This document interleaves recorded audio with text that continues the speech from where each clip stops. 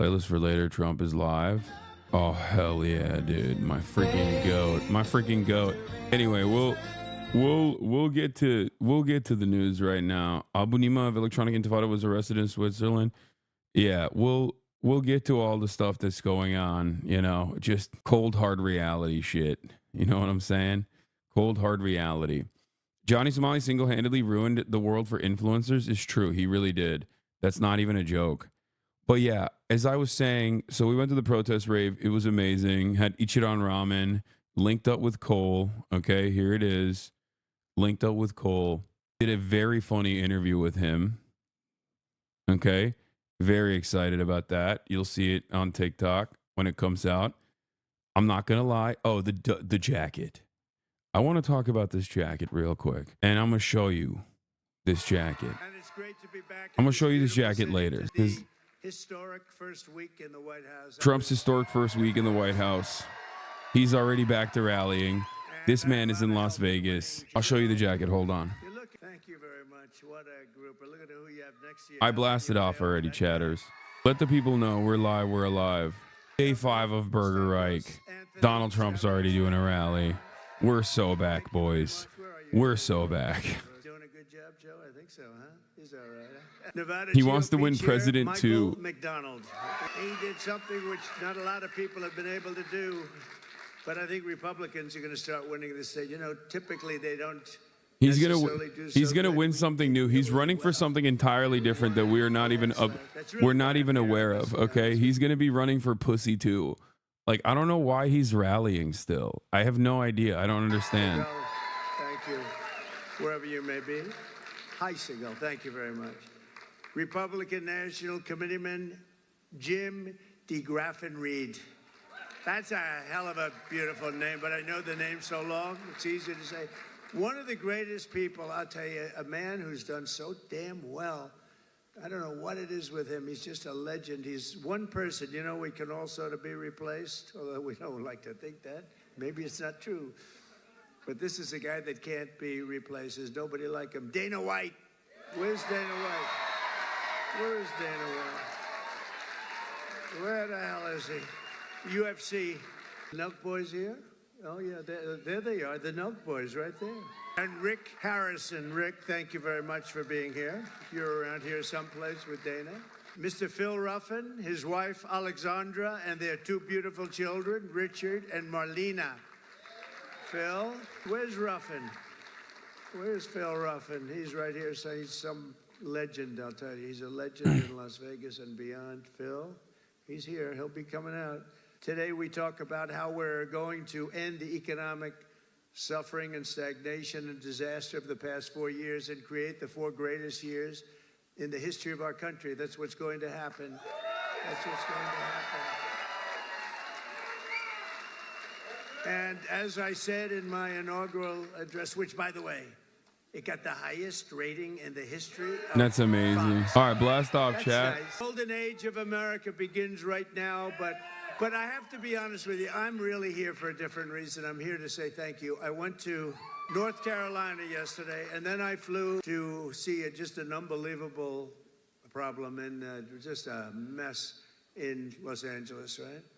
And I said, you know what I ought to do? I want to come to a state known as Nevada. Has anyone ever heard of it? And don't ever mispronounce the name. You're not allowed to do that. You mispronounce the name, you got a problem. You ever see somebody when they say it's Nevada? Nevada? Dude, he knows. They're in deep trouble. I want to come to Never do. Nevada Never do. Never do. That's how you do it. Never do. I know how to do it. The only Republican win of this state in decades is never do. A very big landslide. So, but I think Republicans are going to win a lot now. But we had a big win, and it was an early win. That was a bad signal for the Democrats. They heard that we were leading so big here, and Joe helped us so much, and a lot of people in this room helped us a lot. I had to fix the audio levels on my end. And so I said, you know what I'll do? We're going to fly around it. And I said, let's fly right over it. Let's land, and I'll do something, and I'll just say it. But I want to say it, and I'm almost saying it right here for the media. I just came here because I wanted to thank the people of Nevada for giving us such a big win.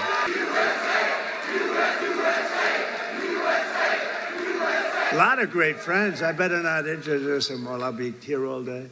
Under our leadership, we're going to defeat inflation, bring down prices. We're going to raise those wages. They're going to go up. They're going to go up. Put more money in your pocket, secure our borders, restore law and order to our cities, and we're going to make America great again. And long years, the last administration waged war on the American middle class and everybody else. They had a lot of wars. We had no wars when I left. You know, we defeated ISIS. We stayed out. Nobody wanted to mess with us. They had a lot of wars. We're trying to put them out. We'll get them put out. Don't worry, we'll get them put out. We were headed to World War III. I'm telling you, we would have had problems like you wouldn't believe. They shut down American energy, buried you in crippling regulation, imposed hidden taxes, and spent trillions and trillions of dollars on waste, corruption, and radical left lunacy. These were lunatics. The result was the most brutal inflation in a half a century, perhaps ever, in this country, I think ever, and soaring prices for food, groceries, and other household goods. The people of Nevada are now paying nearly $1,200 per month more to make ends meet. He's fixing it. The price of eggs is so down. I down. left office. Think of that, $1,200 at least. But since I became the 47th president at noon on Monday, I've been moving with urgency and historic speed to fix every single calamity of the Biden administration that they've created. And this week alone, I took nearly 350 executive actions to reverse the horrible failures and betrayals that we inherited from a group of people that didn't know what the hell they were doing, what they've done to this country, especially the open borders, where they have, think of it, 21 million people came in. Many of them are criminals, murderers. Well, we're getting them out. You see it. You see it yesterday, first day. Our message could not be more clear. America's decline is over. American decline is over. We're laughed at all over the world. Now we're not laughed at anymore, I'll tell you. What the world witnessed this week is nothing less than a revolution of wealth creation for everyone and also common sense. It's about common sense. It really is. We're the party of common sense. On day one, I directed every member of my cabinet to, and by the way, Pete Hegseth got approved, and Kristi Noem just got approved, Governor. She's going to keep it. She's tough. She's a tough one. She's a tough one. And she's going to do a great job. On day one, I directed every member of my cabinet to marshal all powers at their disposal to defeat inflation and bring down the cost of daily life. We want to bring prices down. Too high. They went way up. They didn't come down. I imposed a federal hiring freeze, a federal regulation freeze, a foreign aid freeze. Oh, that's a nice one. And I created the new Department of Government Efficiency, and we're going to have a lot of good people. We're going to get Elon Musk to get involved in that a little bit. He already is. People like him. I terminated the ridiculous and incredibly wasteful Green New scam. Wasn't the environment supposed to eat us up like in 12 years? But that was like 13 years ago. What happened? We're still here. We're still here. Remember, we have 12 years to live. Remember that?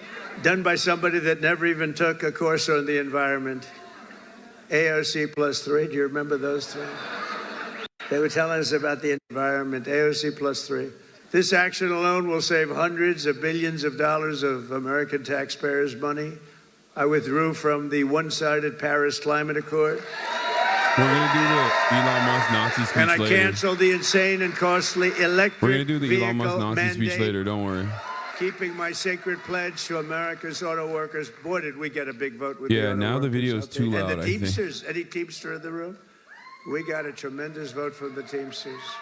Thank you. They're pointing like one guy on it. But they voted for us in the millions. We had a lot of Teamsters voting for us. I withdrew from the World Health Organization, where we paid $500 million a year and China paid $39. See, this is how you know he's fake as hell about the Teamsters. He says, are there a lot of Teamsters in the room? They support me.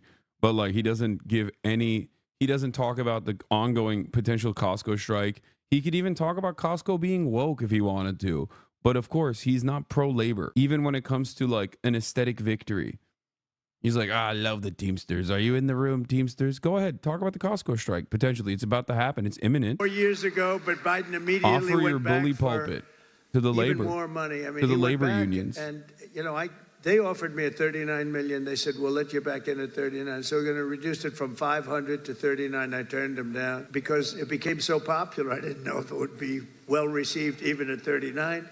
But maybe we would consider doing it again. I don't know. Maybe we would. They have to clean it up a little bit. But China pays 39 million for 1.4 billion, and we're paying 500 million for 325 million.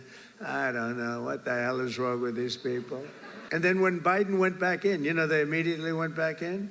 They paid more than we were paying in the first place. They paid more than the 500 million. So they knew they could have had it for 39.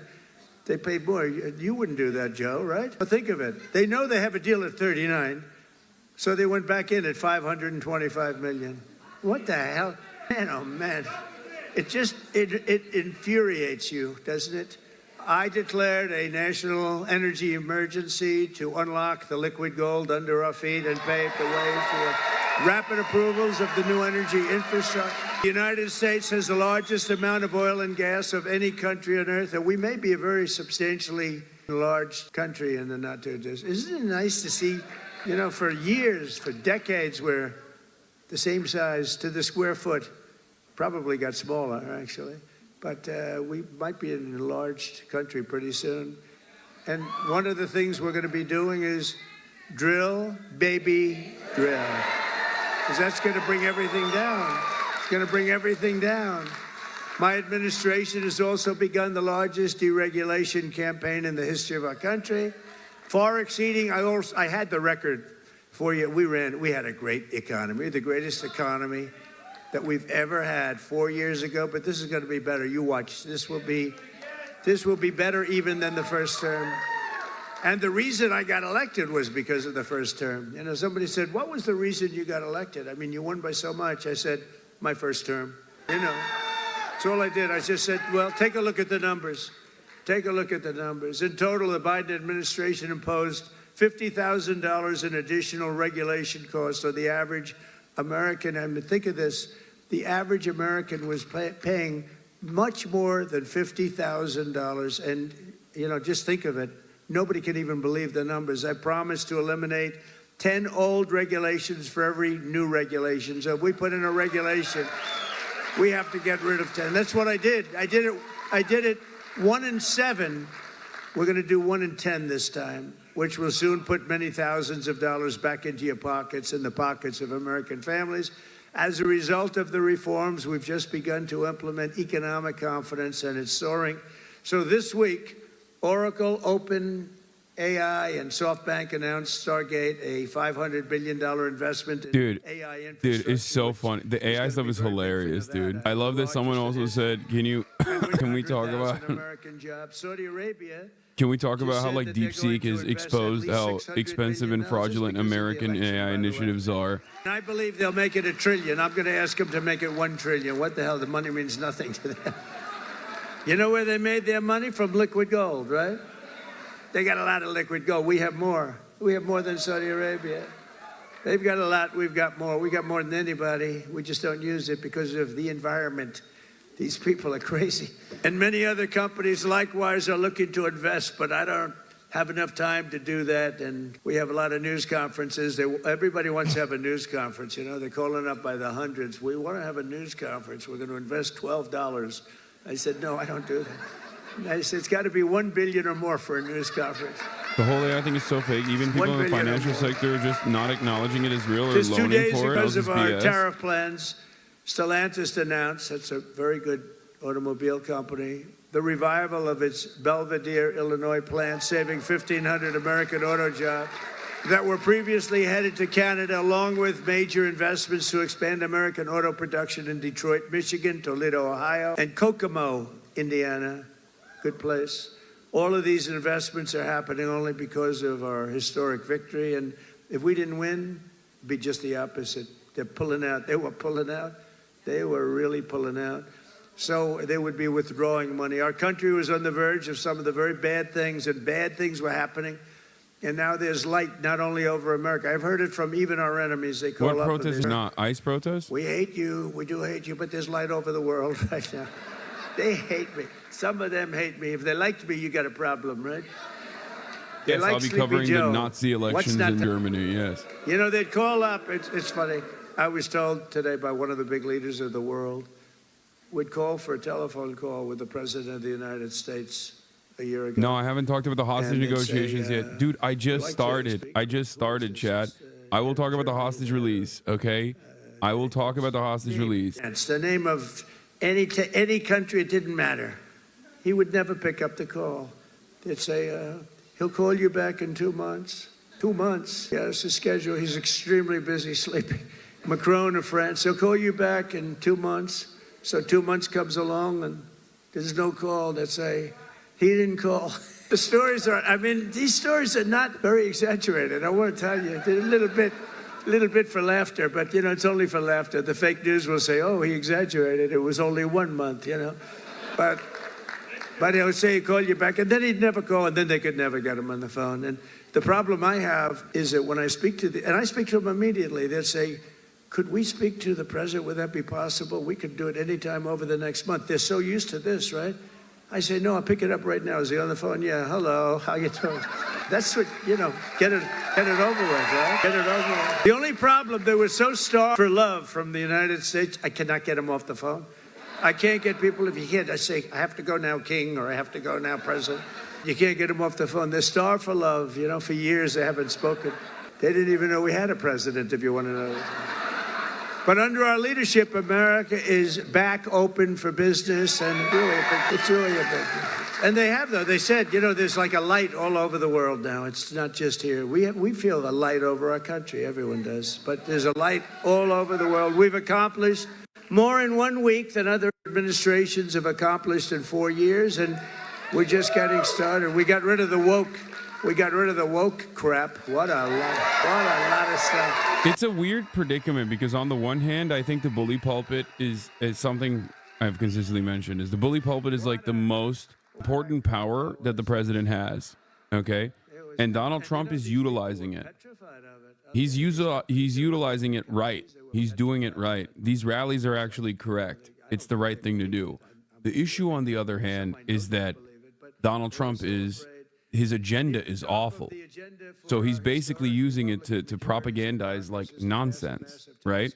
So without, like, when I make this, when I'm making this statement, it's not about like whether he is a good person or a good president or not. I'm simply talking about like the bully pulpit as a tool. Okay? I think it's a fantastic tool to cut away from the noise and basically describe what you're about, what you're gonna do, and what what accomplishments you've had so far. Like, I think he's a great politician, a terrible person. Yeah, he's a great politician for awful politics. Like, bully pulpit is like this, what he's doing. The president speaking. That's what it is. When the president speaks, he speaks from a position of authority. Okay, and he doesn't relegate himself to simply like press briefings and things of that nature, where the media can like chop up things that you're saying. He's just like he very clearly is communicating. Heel turn arc? No, you're misunderstanding what I'm saying. No. You're misunderstanding. Donald Trump's politics are awful. He is the Antichrist. Okay. The problem is the Antichrist also happens to be very good. Like, the Antichrist happens to be very good at communicating his Antichrist agenda. We will have a quarter. Think of it. A quarter of the typical restaurant workers' pay comes from tips. I didn't know that much. That's a lot. You haven't been reporting them for the last 10 years. That's the issue. So here's our deal. We're going to have no tax on Angel tips Pace from now on, Miracle but we're going to go Cream, what? after you viciously for all the money you didn't report for the last 10, 15. We're going to go after you for all the money you didn't report for. I'm only kidding. I have to say to the fake news, because they're going to say Trump is after all restaurant workers. Many of these workers are some of the very citizens who were hit hard and very hard by the ravages of the Biden economy, which was inflation. When I think of Biden, I think of incompetence and inflation. I'm being nice by saying, I'm being nice when I say that. Yet even in the midst of the suffering he created, Joe Biden launched a cruel campaign to extract more money from tip workers. And that's what happened. I'm telling you, a young waitress, I won't say beautiful because you're not allowed to say that as a politician. Used to be you could say a young, beautiful waitress. This was a young, beautiful waitress, but I won't say that because I feel like I want to continue my political career. If you call the governor won't say it. If you call a woman beautiful today, it's the end of your political career, so I won't do it. But a young waitress, I think you can call young. You're probably not even supposed to say young. Probably supposed to say a waitress. But a young waitress came up, and I said, how are you doing? And in my restaurant in the hotel in Trump, I said, how are you doing? And she said, not great, because they're after me so viciously for tips. They just want my tip income, and they don't believe me and all of this. And she said, it's terrible. You know, sir, you should have no tax on tips. I said, what? I said, what'd you just say? No tax on tips. That was about the amount of my consultation. It's true. No tax. I said, what did you just say? Say those words again. Sir, no tax on tips. I said, thank you very much. You just won the election. No, but we did research into it. I think it's going to be great. But under the Trump administration, he's so fucking good, dude. He's so, I'm sorry. That is insane. Someone literally just took their bra off. Someone's panties exploded in the crowd when he said that.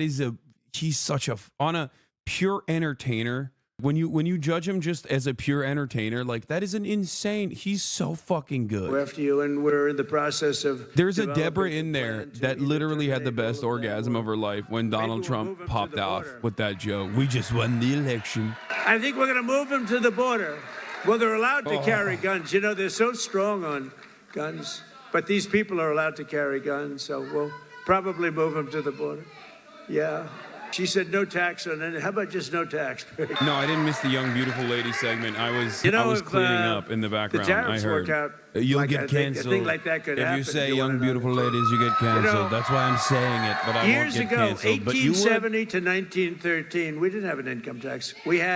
What we had is tariffs, where foreign countries came in and they stole our jobs, they stole our companies, they stole our product, they ripped us off, and you know, they used to do numbers, and then we went to a tariff system, and the tariff system made so much money. It was when we were the richest, from 1870 to 1913. Then we brilliantly came in with an income tax. No, we don't want others to pay. Let's have our people pay. And then you had the Depression in 1928, 1929. I call it 1929.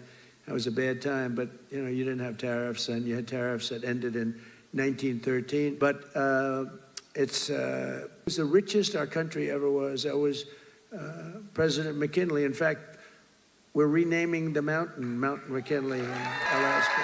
You know what else? We're Gulf of Mexico into the Gulf of America. And Mexico, actually, they were thrilled when they heard. They said, that's nice. A few months from now, when I sign our tax cut into law, we're going to deliver for the tip-earning men and women who make it all work. I mean, it's going to be something very special, I think, for you. It's going to be a big difference. And with us today is Jessica Angiano, employee here at Circa. This is a nice place, by the way, and I just met your owner. He's a nice man. He's rich, too, very rich.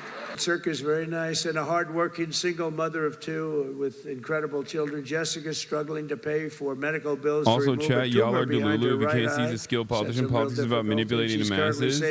He's clearly very good at it. He's so good. He's convinced people he's right. Acknowledging that about him doesn't mean you agree with him. Yeah.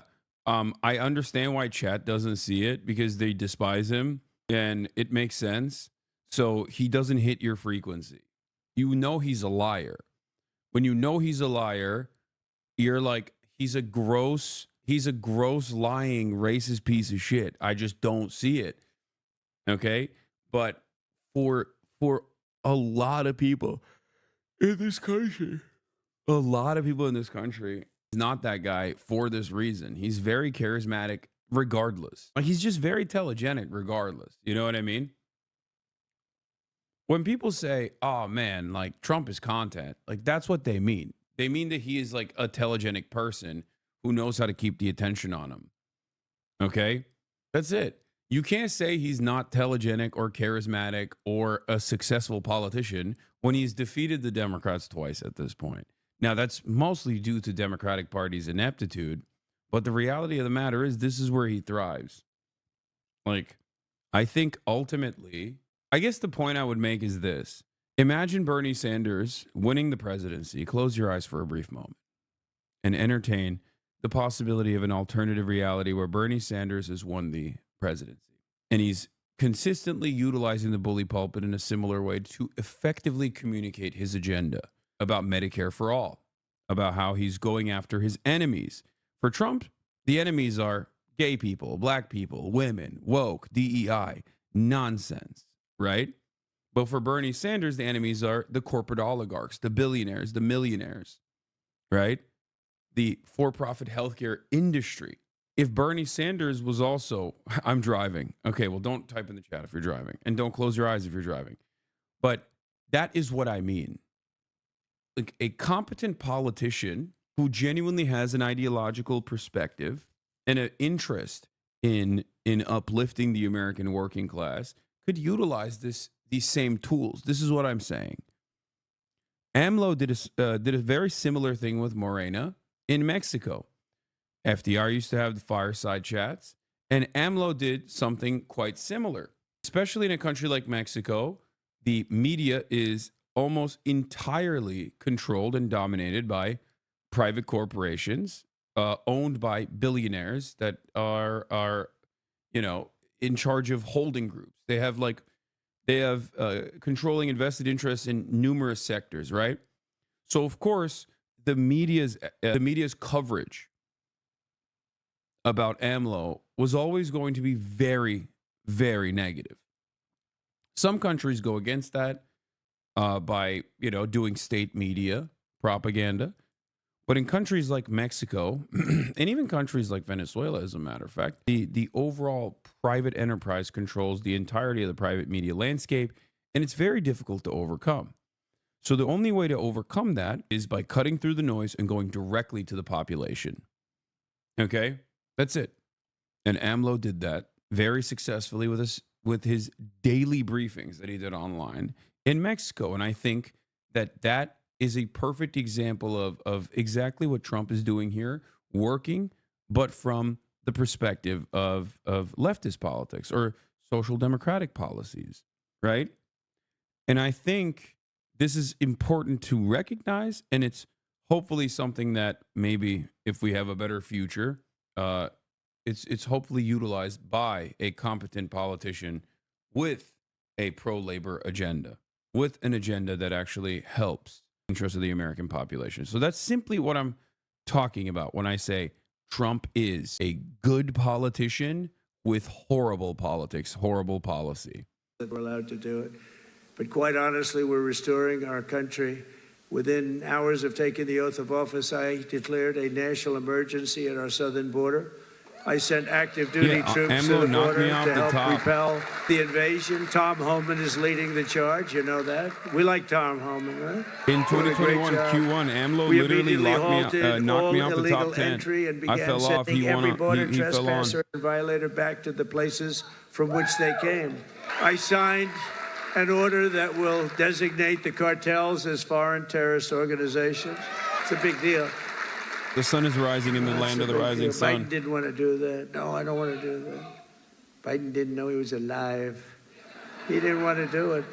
He didn't want to do that. I always wanted to do it, you know.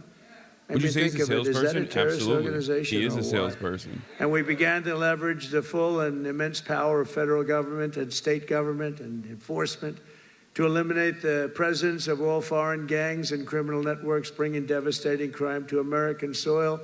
And we don't allow people to enter our country and to dump their prisons into the United States of America anymore. When we see that, our people are instructed to do whatever they have to do. They can do whatever the hell they want to do.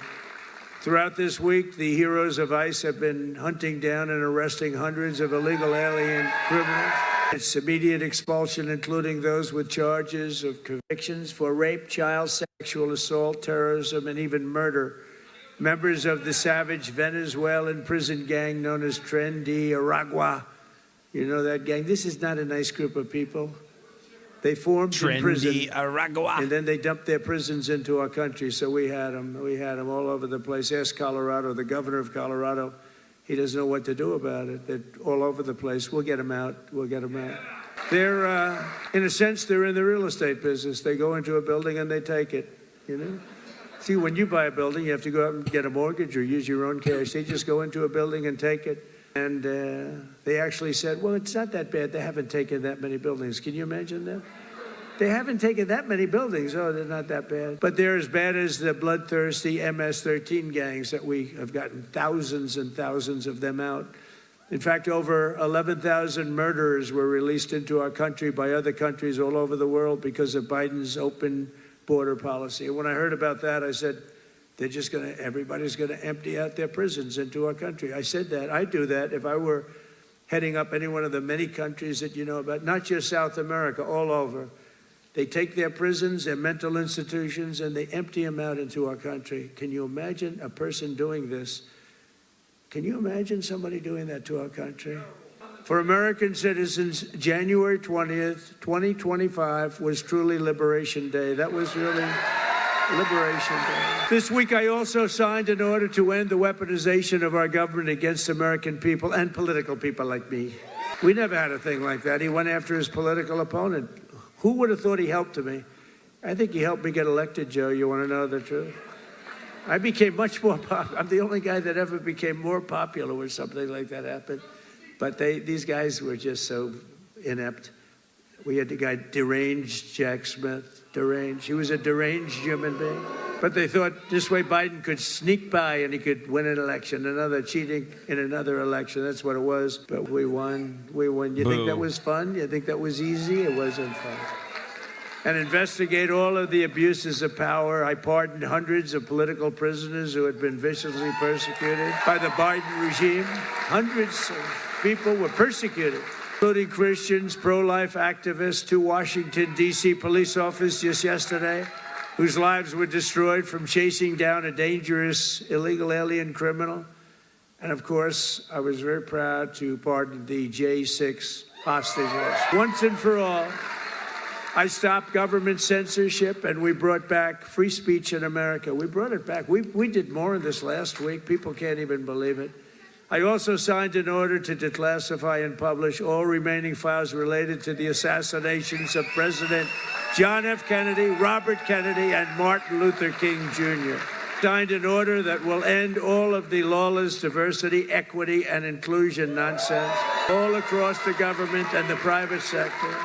We abolished 60 years of prejudice and hatred with the signing of one order, all approved by the United States Supreme Court. We're allowed to do it because we are now in a merit-based world.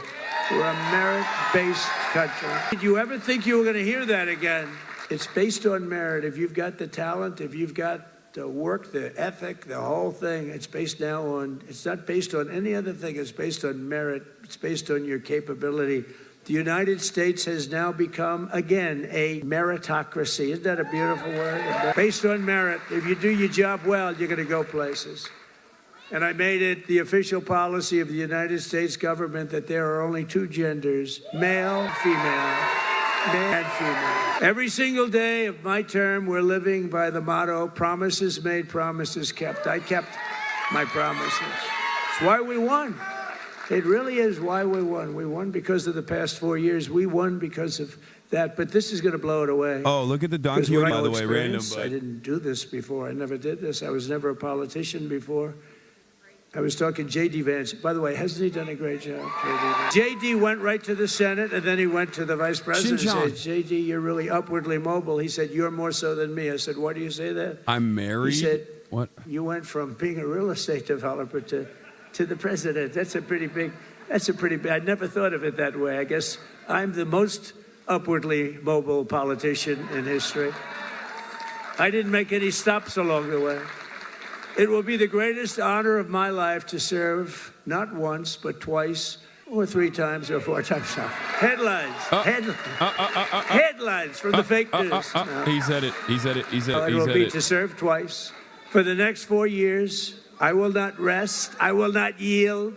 And together we will not fail. We will win, win, win. We will bring back the American dream. We're going to bring it back.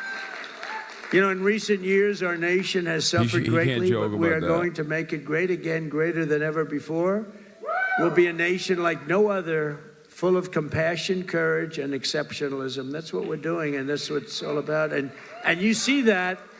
I think you see it more in the last week than you've seen it in years. And I walked up the stairs of that massive plane that's waiting for me, that big 747.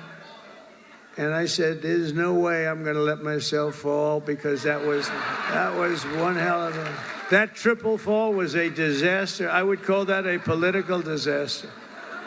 You can fall once, you can fall twice, but you can't fall 3 times. You can't fall 3 times. What a disaster. I've used that in every ad I think I ever did. Our power will stop all wars and bring new spirit of unity to a world that's been angry, violent, and very unpredictable. America will be respected again and admired again, including by the people of religion, faith, and goodwill. We're bringing back religion in this country. We will be prosperous. We will be free. We will be bigger, bolder, and more ambitious than ever before. And together we will make America powerful again, healthy again. Make America healthy again. We will make America strong again. We're going to make it Christian again. Make America proud again. We're going to make America safe again. And we will make America great again. Thank you very much. And thank you very much, Nevada. Thank you, Joe. Thank you very much. We'll be back. We'll be back. Thank you. Thank you, my man. Great job. Thank you, everybody. Oh my God, he's so fucking zesty. It's killing me, dude. This level of zest, bro, this level of zest, like he would have gotten arrested in like the 60s for being a homosexual demon, okay? Straight up. That's my biromantic ace president, dude. That is my asexual biromantic visibility president. This man would not have survived the lavender scare. No, I'm serious. Like he is such a diva. Just say you're intimidated by masculinity. True. Bro, I thought the end of the world was going to be epic, not lame as fuck. No, the end of the world is going to be lame. Okay? The end of the world is going to be lame, but fear not. We will cover it, and I will try to have fun along the way. Okay? To the best of my ability, and hopefully to the best of yours. So that's the situation. Donald Trump wrapped his Nevada rally. Okay, what do you mean you're president? Aren't you Japanese now? I am. I'm officially Japanese. I am no longer an American. I'm going to stay here permanently. I'm not even kidding. Like, if it wasn't for the time difference, I probably would live here. If it wasn't for the ridiculous time difference, I probably would live here. All right. Let's do a couple quick clips from yesterday's broadcast, okay, of me being absolutely awful at boxing. Just hold it out. Nice and slow. I want you to relax. Dude, I'm so tall and so moving like a log out there. Why would you expose yourself like this? You punch like a baby deer walks. Because I am not an insecure little cretin who is genuinely terrified and constantly has to present himself as like an alpha dog who's the best at everything. I am a person who understands that you're not going to be good when you first begin. And the only people that would be insecure about showcasing themselves like this are people who aren't like that. People who, like, I know this. You know why I have no issues doing this? Because there are areas in my life where I have excelled, like top 1%. You know what I mean? Above and beyond. Whether it be Twitch streaming or whether it be all the time I've spent working out, all the time I've put into fitness in general, that gives me a lot of confidence. And the reality is that's why most people that you meet at the gym that are super brolic will be some of the nicest people you've ever met. And they will actually be super helpful with you when you're at the gym.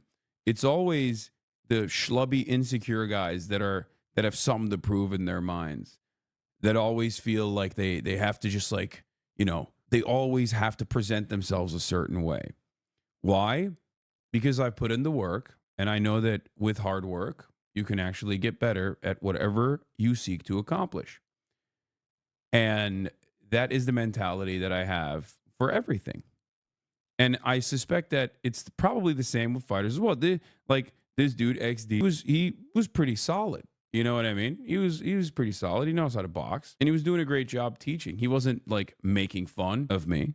He wasn't saying like you're bad.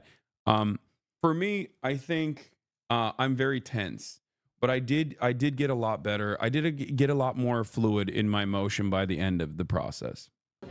So we're gonna do 1, 2, 2 done. Alright? 1, 2 done, done. You know what I'm saying? You're going down. Come on, again. Yeah. 1. Then we got 3. Oh, and then I come up from underneath. 1, 2. So when you It's definitely a positive impact that you're having by showing that it's not only it's only not embarrassing. It's not only not embarrassing, but completely normal to not be good at new things straight away. The fear holds so many people back from trying. Yeah. No, that's literally what it is. And make no mistake, I've never been good at anything in my life.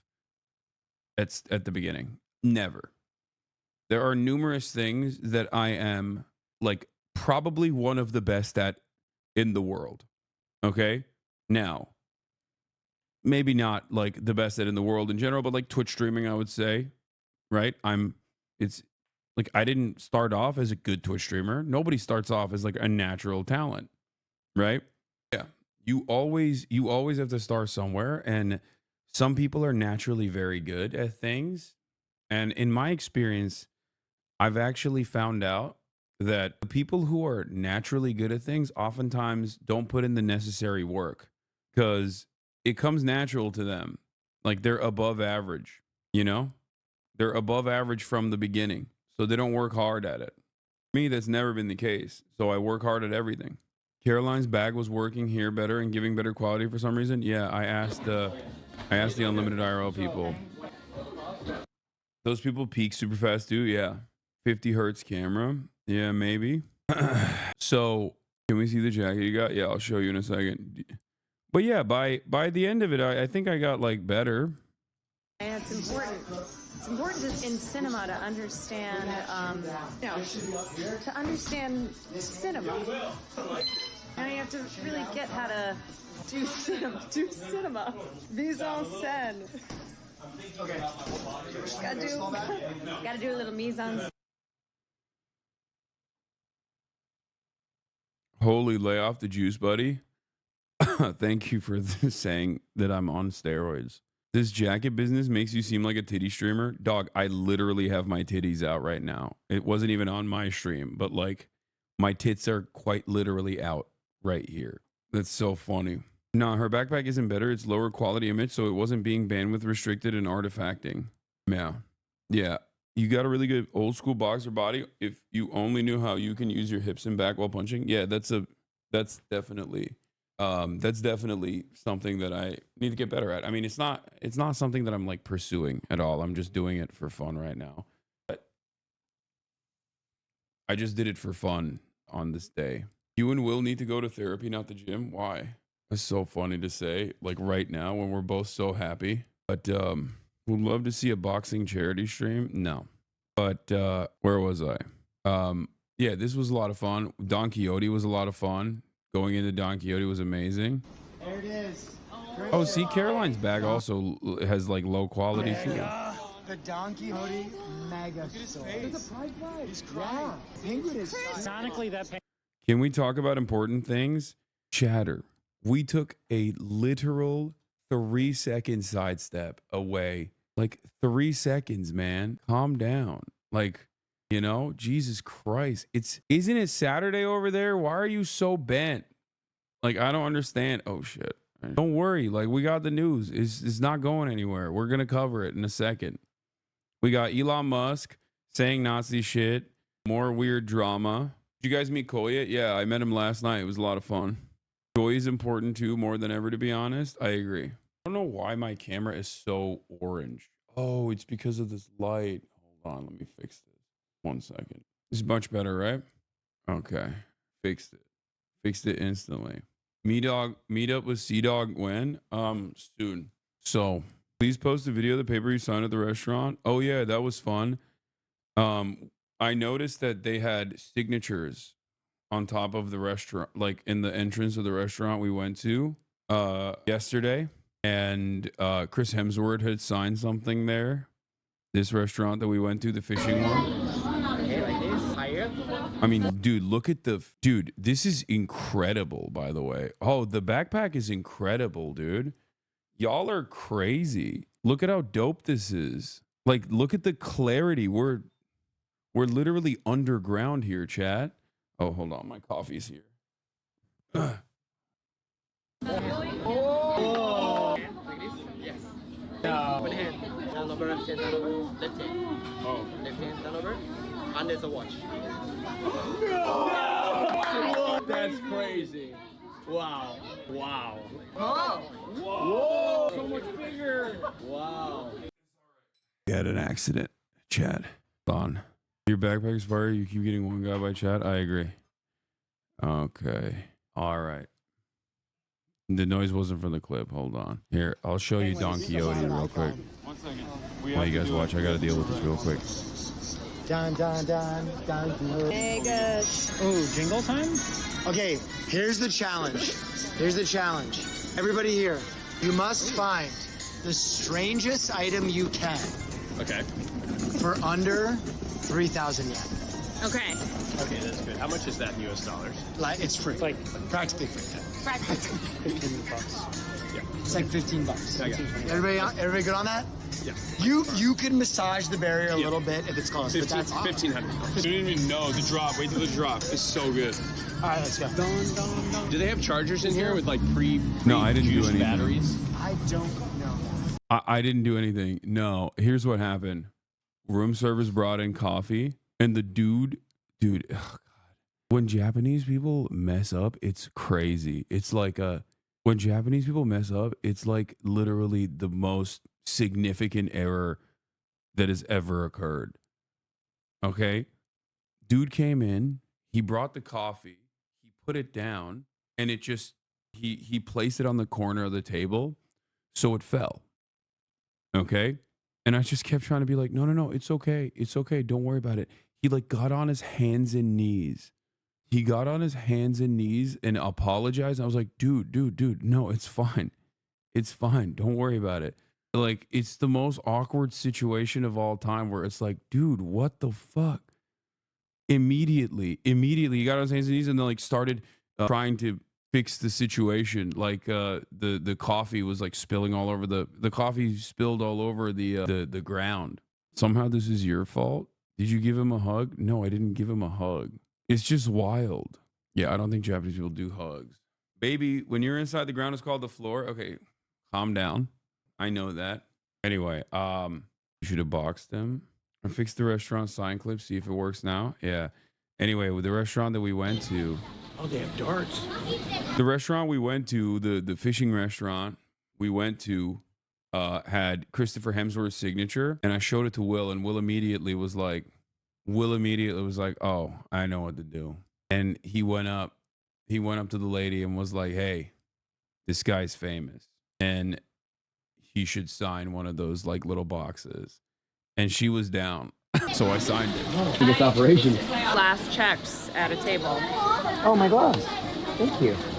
Why you gotta do that? Cabs and restaurants. All right. You can show my signature.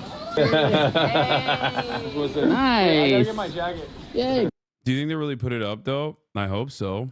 We'll find out when someone goes. I'm sure a Hasanabi head is eventually going to make their way to that restaurant. I mean, it's not even just in Japan. Every culture has like different cultural customs, chat.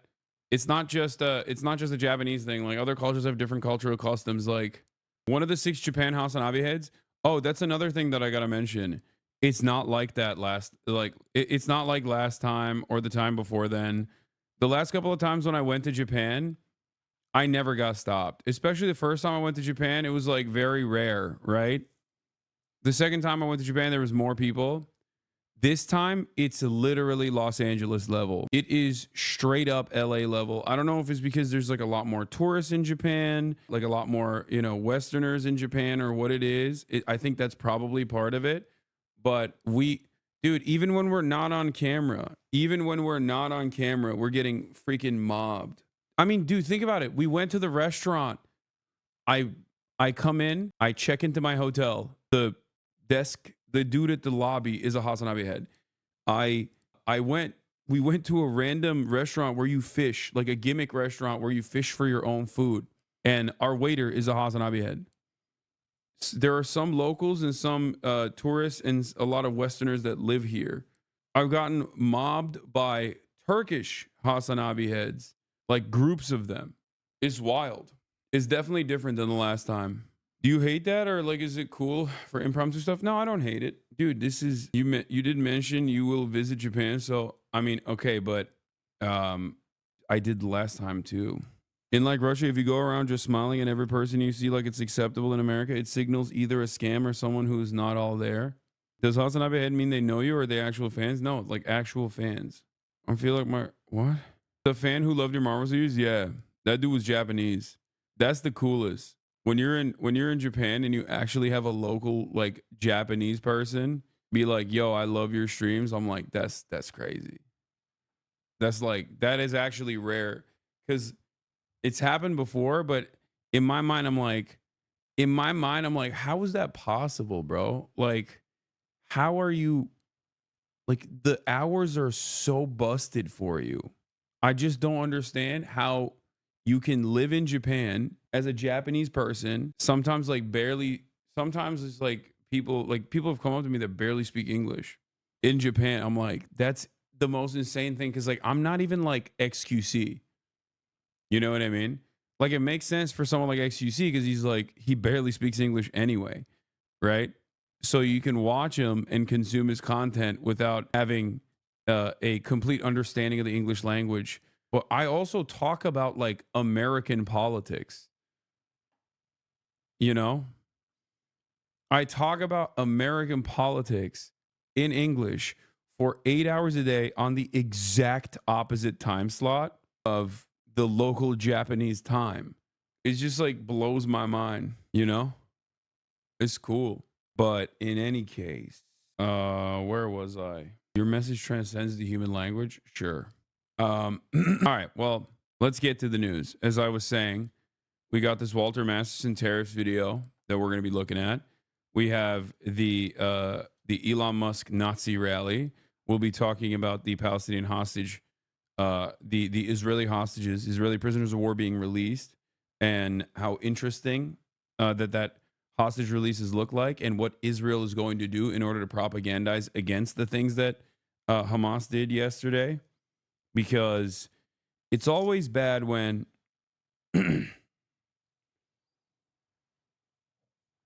Hamas is able to combat the narrative that like they are bloodthirsty, barbaric rapist monsters. In Israel, they kept fantasizing about how Hamas was most likely raping the Israeli hostages. It was a very weird sexual pathology to the ways in which the Israeli press and the Israeli government was propagandizing, and having them released in conditions that did not seem as dire, in spite of like, you know, the Israeli hostages literally going through a genocide alongside the Palestinians that the Israeli state has brought about, the Gaza Strip. It was, it's something that the Israeli government will have issues with for sure, and we'll talk about that too. But before we get there, let's talk about Senate confirms Pete Hegseth as defense President Trump's secretary. most controversial cabinet picks has been confirmed. Vice President J.D. Vance had to cast a tie-breaking vote to make Pete Hegseth the nation's newest defense secretary. Hegseth's nomination had been clouded by allegations of sexual misconduct and alcohol abuse. His confirmation comes as the president continues to implement his administration's agenda. Late Friday night, he reportedly dismissed the internal watchdogs of at least a dozen government agencies, including the Pentagon, State Department, and Department of Veterans Affairs. He signed executive orders restricting government funding for most abortions, and the Office of Personnel Management ordered agencies to end all diversity, equity, and inclusion programs and roles within 60 days. Today, the president is hosting a rally in Las Vegas. Willie James Inman has been traveling with the president and joins us now. Willie, good morning. Can you be a successful politician in 2025 if you haven't sexually abused someone? No, it seems like it's a precursor. We went from it's a boys club to like, it's not just a boys club, it's a bad boys club. Like you literally have to do something that's like kind of bad. Like at minimum, like maybe you ran over someone's dog. Okay. And even if you did it unintentionally, you have to own it as though you did it intentionally so that people will know you got the bad guy credit. Okay. Yeah. Hey, in Kristi Noem's situation, killed your own dog deliberately and threw your puppy's body into a construction pit as you stared down the laborers. Dodged taxes for a few years as a bartender. Is that enough clout? No, that Trump also is making that legal, dude. What are you talking about? Not only is that not enough, Trump is about to make it legal for you, so it doesn't even matter. Dana, good morning to you. President Trump's pick to lead the Pentagon has been confirmed by the U.S. Senate, and this comes as the U.S. military begins assisting with deportation flights of undocumented migrants.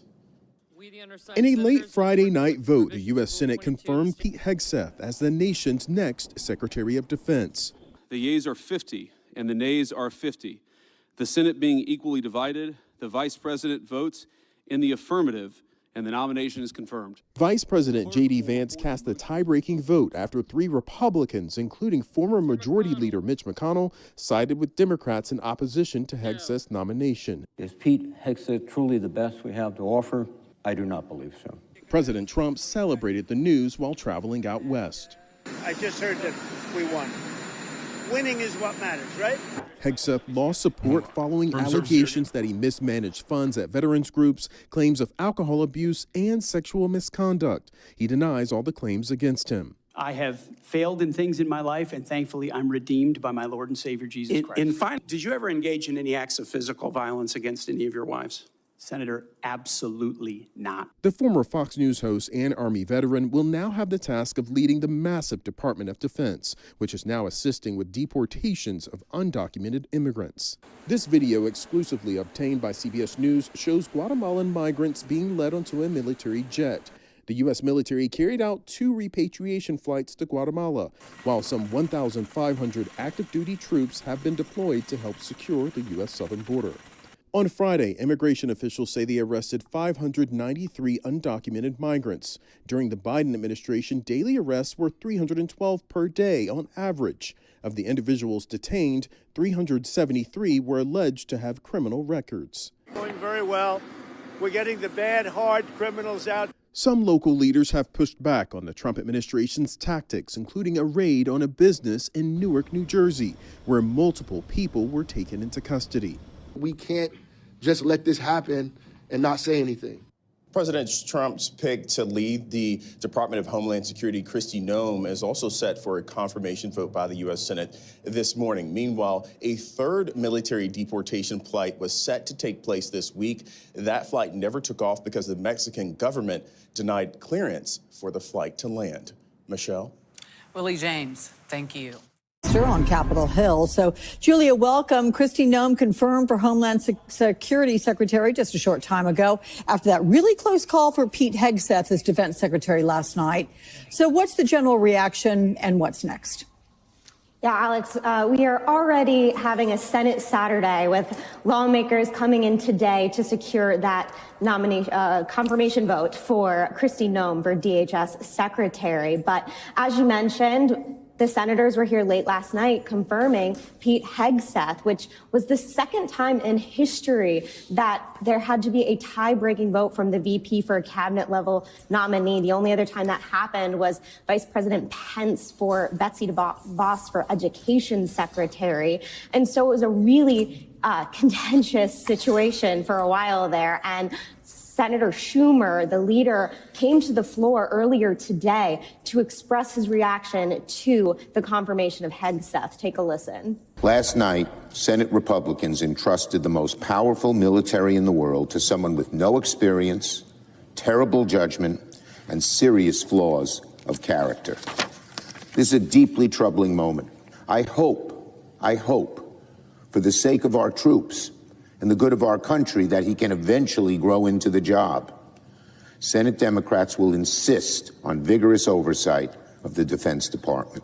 Now, a surprising no vote that led to that tiebreaker was from Senator Mitch McConnell, who released a statement about his no vote, saying in part, effective management of the Defense Department's a daily test with staggering consequences for the security of the American people and our global interests.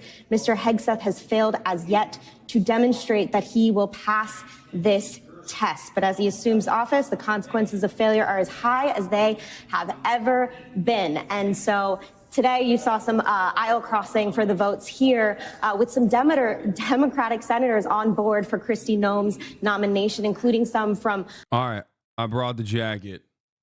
I got a couple things I want to show you guys once this Kristi Noem bit is over.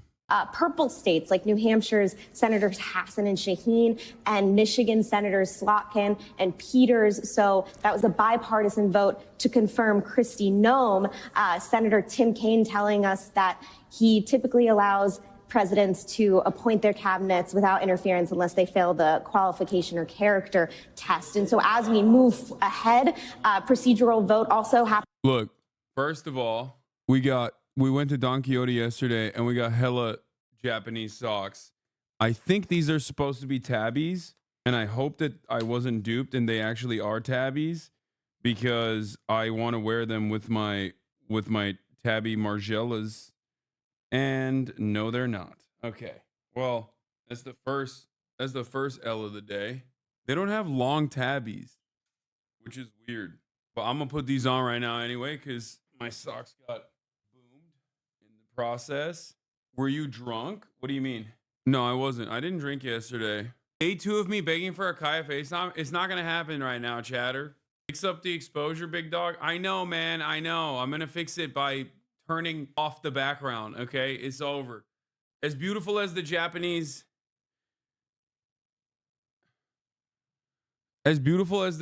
skyline is, unfortunately, I get too blown out the moment that around this time of the day, we have to turn off the background view because there's just nothing I can do.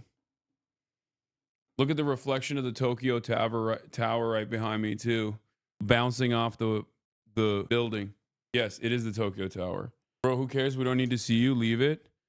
Yeah, it's gonna get worse in a second. So there's just like no way to combat there's just no way. There's literally no way to combat the light. Maybe if I put it this side. No, all you need is a mirror for the light to bounce off and into your face. Yeah, but I don't have a mirror here, so like maybe I can use this. But then see, when there's too much light that bounces off, then it also blows out the background. Ask the front desk. I'm not gonna ask the front desk for a freaking mirror, dude. You're crazy. Morning coffee time. On my 4th cup of coffee already. I just live off of coffee, black coffee out here. Get a key light. Yeah, you guys are ridiculous. You can sit the other way. Dog, the problem is if I sit the other way, then I can't show you the background. I want to show you the... Okay. We do this every morning. Every morning we do this, and chat gets this way every morning. And it's very strange. I don't know why every morning we do this. Maybe if I wear the white shirt, it'll be better. Let's see. Is it a little bit better? Nope. Still dark.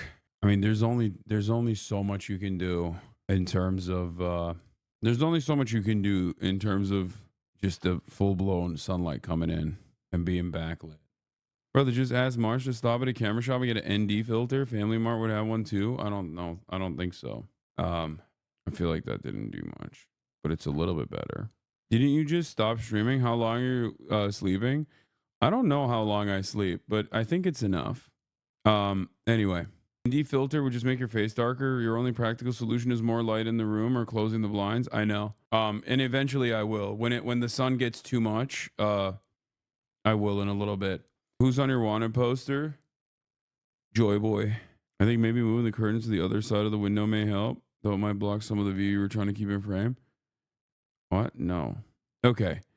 Get at least 7 hours or you're cognitively drunk. I definitely have not been doing 7 hours of sleep. I will tell you right now. And I don't know how long I can maintain it. I don't know how long I can maintain not doing 7 hours of sleep, but so far I've just been running on how excited I am for being in Japan. And we'll see. But yeah, I try to do, I'm definitely not placing a lot of emphasis on recovery. And one of the problems also is that I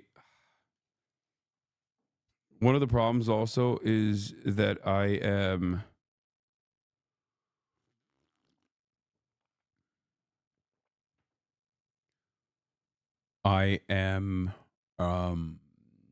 what was I gonna say? Oh, my lower back is experiencing pain as well because, like I said, if I walk too much, which I've been walking a lot, and if I stand too much, my back hurts. My lower back hurts. Going to the gym and being a leftist is a severe mental inconsistency. Doesn't seem like it. Does this look like a severe mental inconsistency to you? Or does it feel like you have designed a world in your vision where you think someone can't maintain leftist values and also get swole? These two things are not at odds with one another. It's also funny to think when the largest political content creator on this platform is fucking Asmongold. Yeah, you're right. It looks extremely average at a second look. You're right. I look extremely average. Thank you. Bro said being a leftist and going to the gym is a severe inconsistency. This is literally the largest political commentator on the platform. I mean, it's a huge risk, and he's right wing. Like what are you talking about? Like, to each their own. You know what I mean? Hassan is such a big boy. He got to lift 180 for 1 rep this week. Okay, man. Bro, this is cute. Are you implying that I am not? Are you saying that I'm not a particularly strong person? Is that what you're saying? And that I look average? Is that? You're right. No, you're right, man. Listen. It's all a journey, you know? It's all a journey. One day I will be strong, I hope. One day. Yeah. As you can see, I just look very tiny. Oh, speaking of which, I posted on my Instagram and also on my Twitter. Now that this chatter brought up how weak I am, you know, this is probably a good opportunity to show that. I don't know if you guys saw it or not, but we posted up. So yeah, this was a cool photo as well from the protest that I went to. And this is from the ramen place I went to. Japan is so... I love that you're so fragile that you needed to prove to yourself to a Twitch chatter. I like that you imply that you understand that you're a pathetic person in this situation. Like, you're like, dude, Twitch streamer, you're making a mockery of me when in fact I've actually made a mockery of myself at this point. But you're also dunking on me, which means you're actually weak. Like, why would you come into the conversation with the open recognition that you're like a pathetic worm whose existence is nothing? You know what I mean? I don't think so. I don't think so. I don't think you're worthless, chatter. I think you're worth something. I think your worth is a lot more than just simply a lot of mental gymnastics, but all right, bud. Yeah. See, it's sad that you try to remind people of your existence by going into the Twitch chat of a person that you don't like. You know? I am pathetic. What? I'm pathetic and weak. I'm asking for advice. I am no better than dog food. Show us the jacket on. I will. These tags are for we went to Ichiran Ramen. These tags are for if you don't want to communicate with anybody. It's kind of funny. Ichiran Ramen is like the most it's the most like 80 pro autism place I've ever been to as a eatery, as an establishment. And it's not just because of it's noisy tag, but they literally have little tags that you can ring the bell and like give to the person. And it's like Ichiran ramen is basically like a shameful experience almost, where like they sit you down and you just like sit in this like little tiny booth and you just like slurp up your ramen by yourself if you want to. But yeah, they have communication cards. I gifted you 10 subs. Please shout me out. I'm sad. Baylor rules. Thank you for the 10 gifted subs. I don't even see it. I don't even know. Oh, yeah, you did. 6 minutes ago. I apologize. Did y'all hit up the rest of that responded to Will with the company that he's the champion is a leftist? Oh, the company that he's with, the champion is a leftist? Yeah, dude, Japanese politics are fantastic. I mean, it's just really fascinating. Really, really fascinating.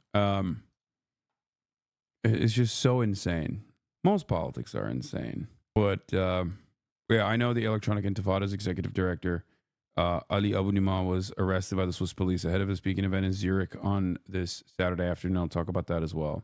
Anyway, what are the odds you go to a hostess bar? The odds are not, I mean, the odds that we go to a hostess bar aside, the odds that I work at a maid cafe is very high. That's why I bought the maid cafe outfit. We're going to see if it fits me. But in any case, yeah, Kristi Noem, the dog killer, is now the head of the Department of Homeland Security. Pete Hegseth is now the Secretary of Defense. We have some very insane people in charge of this very insane administration. Okay? Elon spoke at an AFD rally. Day 5 of the Burger Reich has begun. Fantastic stuff. Now, Donald Trump visited yesterday North Carolina and California's disaster zones. And in that process, he talked about a number of different things. Now, of course, under normal circumstances, when a president of a country with 330 million with varying different political opinions goes and visits a disaster zone, most of the conversation is supposed to revolve around fixing the problems, hardening the infrastructure, offering immediate relief as expeditiously as possible. Money is no object here, is what presidents are supposed to say. Donald Trump, on the other hand, is not a normal president. Donald Trump went to North Carolina and California and decided to have two very different experiences. He went to North Carolina and behaved somewhat presidential, but even then, not super presidential. But in California, he decided to take it up a notch. In both of these places, Donald Trump looked at the devastation born out of anthropogenic climate change and the ecological collapse that is happening in real time. One of the most tangible impacts of this ecological disaster is, of course, natural disasters that are seemingly once in a lifetime that have now become all too commonplace. Donald Trump looked at that devastation and said, you know what we need to do? Defund the one government federal program and agency that actually works to actively provide real-time relief to these disaster zones. Okay? Please show us the code. I have to go to work soon. Okay, the fashion autists need to dial it back, dude. Here, I'm going to show you the fucking code. Jesus Christ. I went to a secondhand store last night. Okay? Here, I'm going to put the code on. Jesus Christ, dude. Holy shit. Here. Can you see? It's sick. It's got like the side opening, and you can even button it if you want. There's numerous different ways of wearing it too. It's a Japanese brand called Stein. And normally it costs a brick. Okay? Actually, I don't know how much it costs normally. Guess how much I got it for? Let's look at this brand actually. Let's look at this brand. Stein trench coat. Yeah, this is it. Stein oversized double lapel trench coat is 162,800 yen. Okay, which is what, like $1,000? So it's a singular brick. You know how much I got it for? $200. It's crazy out here, dude. Everyone is dripped out the wazoo. Yeah, it was on sale because ain't nobody out there buying a coat that big. Nah, I think people buy oversized stuff. I just got crazy lucky. I have been on FTN, my girlfriend nonstop. Where should I be detained and validated by? Dude, I don't know. I don't know how to answer your question. I know the heart you have. I'm asking you, please open up and hear me. ICE will be the worst natural disaster I've lived through in the first 23 years of my life. Was spent in Alabama, berated by hurricane after hurricane. I've been on FaceTime with my girlfriend nonstop as I'm worried she could be detained and violated by ICE. Chatter, I don't know. I don't know what to help you. I don't know what to do to help you. Like, I can't give you legal advice. You have to look for a legal organization. Like, there are nonprofit organizations that are specifically designed. We fundraise for them all the time. Depending on where you live, you should reach out to an immigration lawyer through a 501c3. You can't I can't give you legal advice as a Twitch streamer. I'm sorry. I don't know. I don't know what to do. Please.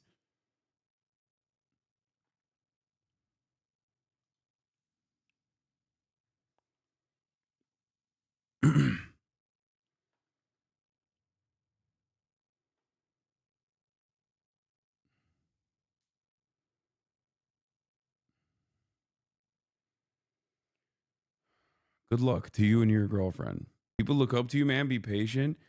Okay, but there's 30,800 people in here. And the chatter thinks that I'm capable of like being able to single-handedly change the trajectory of his life. I can't do that.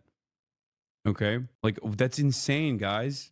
Like, I don't have the physical power to stop a potential ICE raid. It's okay, man. Just don't yell, maybe. Please don't take this the wrong way, please.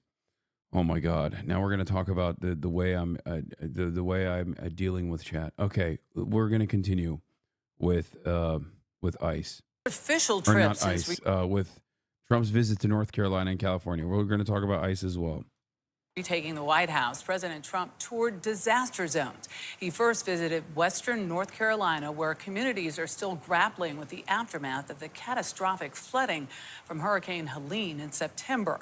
While there, Trump said he was considering dismantling FEMA and possibly shifting more disaster management responsibilities to states. The president reiterated those sentiments after surveying the destruction from the California wildfires. Jonathan Vigliotti has more on the West Coast visit. As Air Force One touched down in Los Angeles, fires were still smoldering throughout Southern California.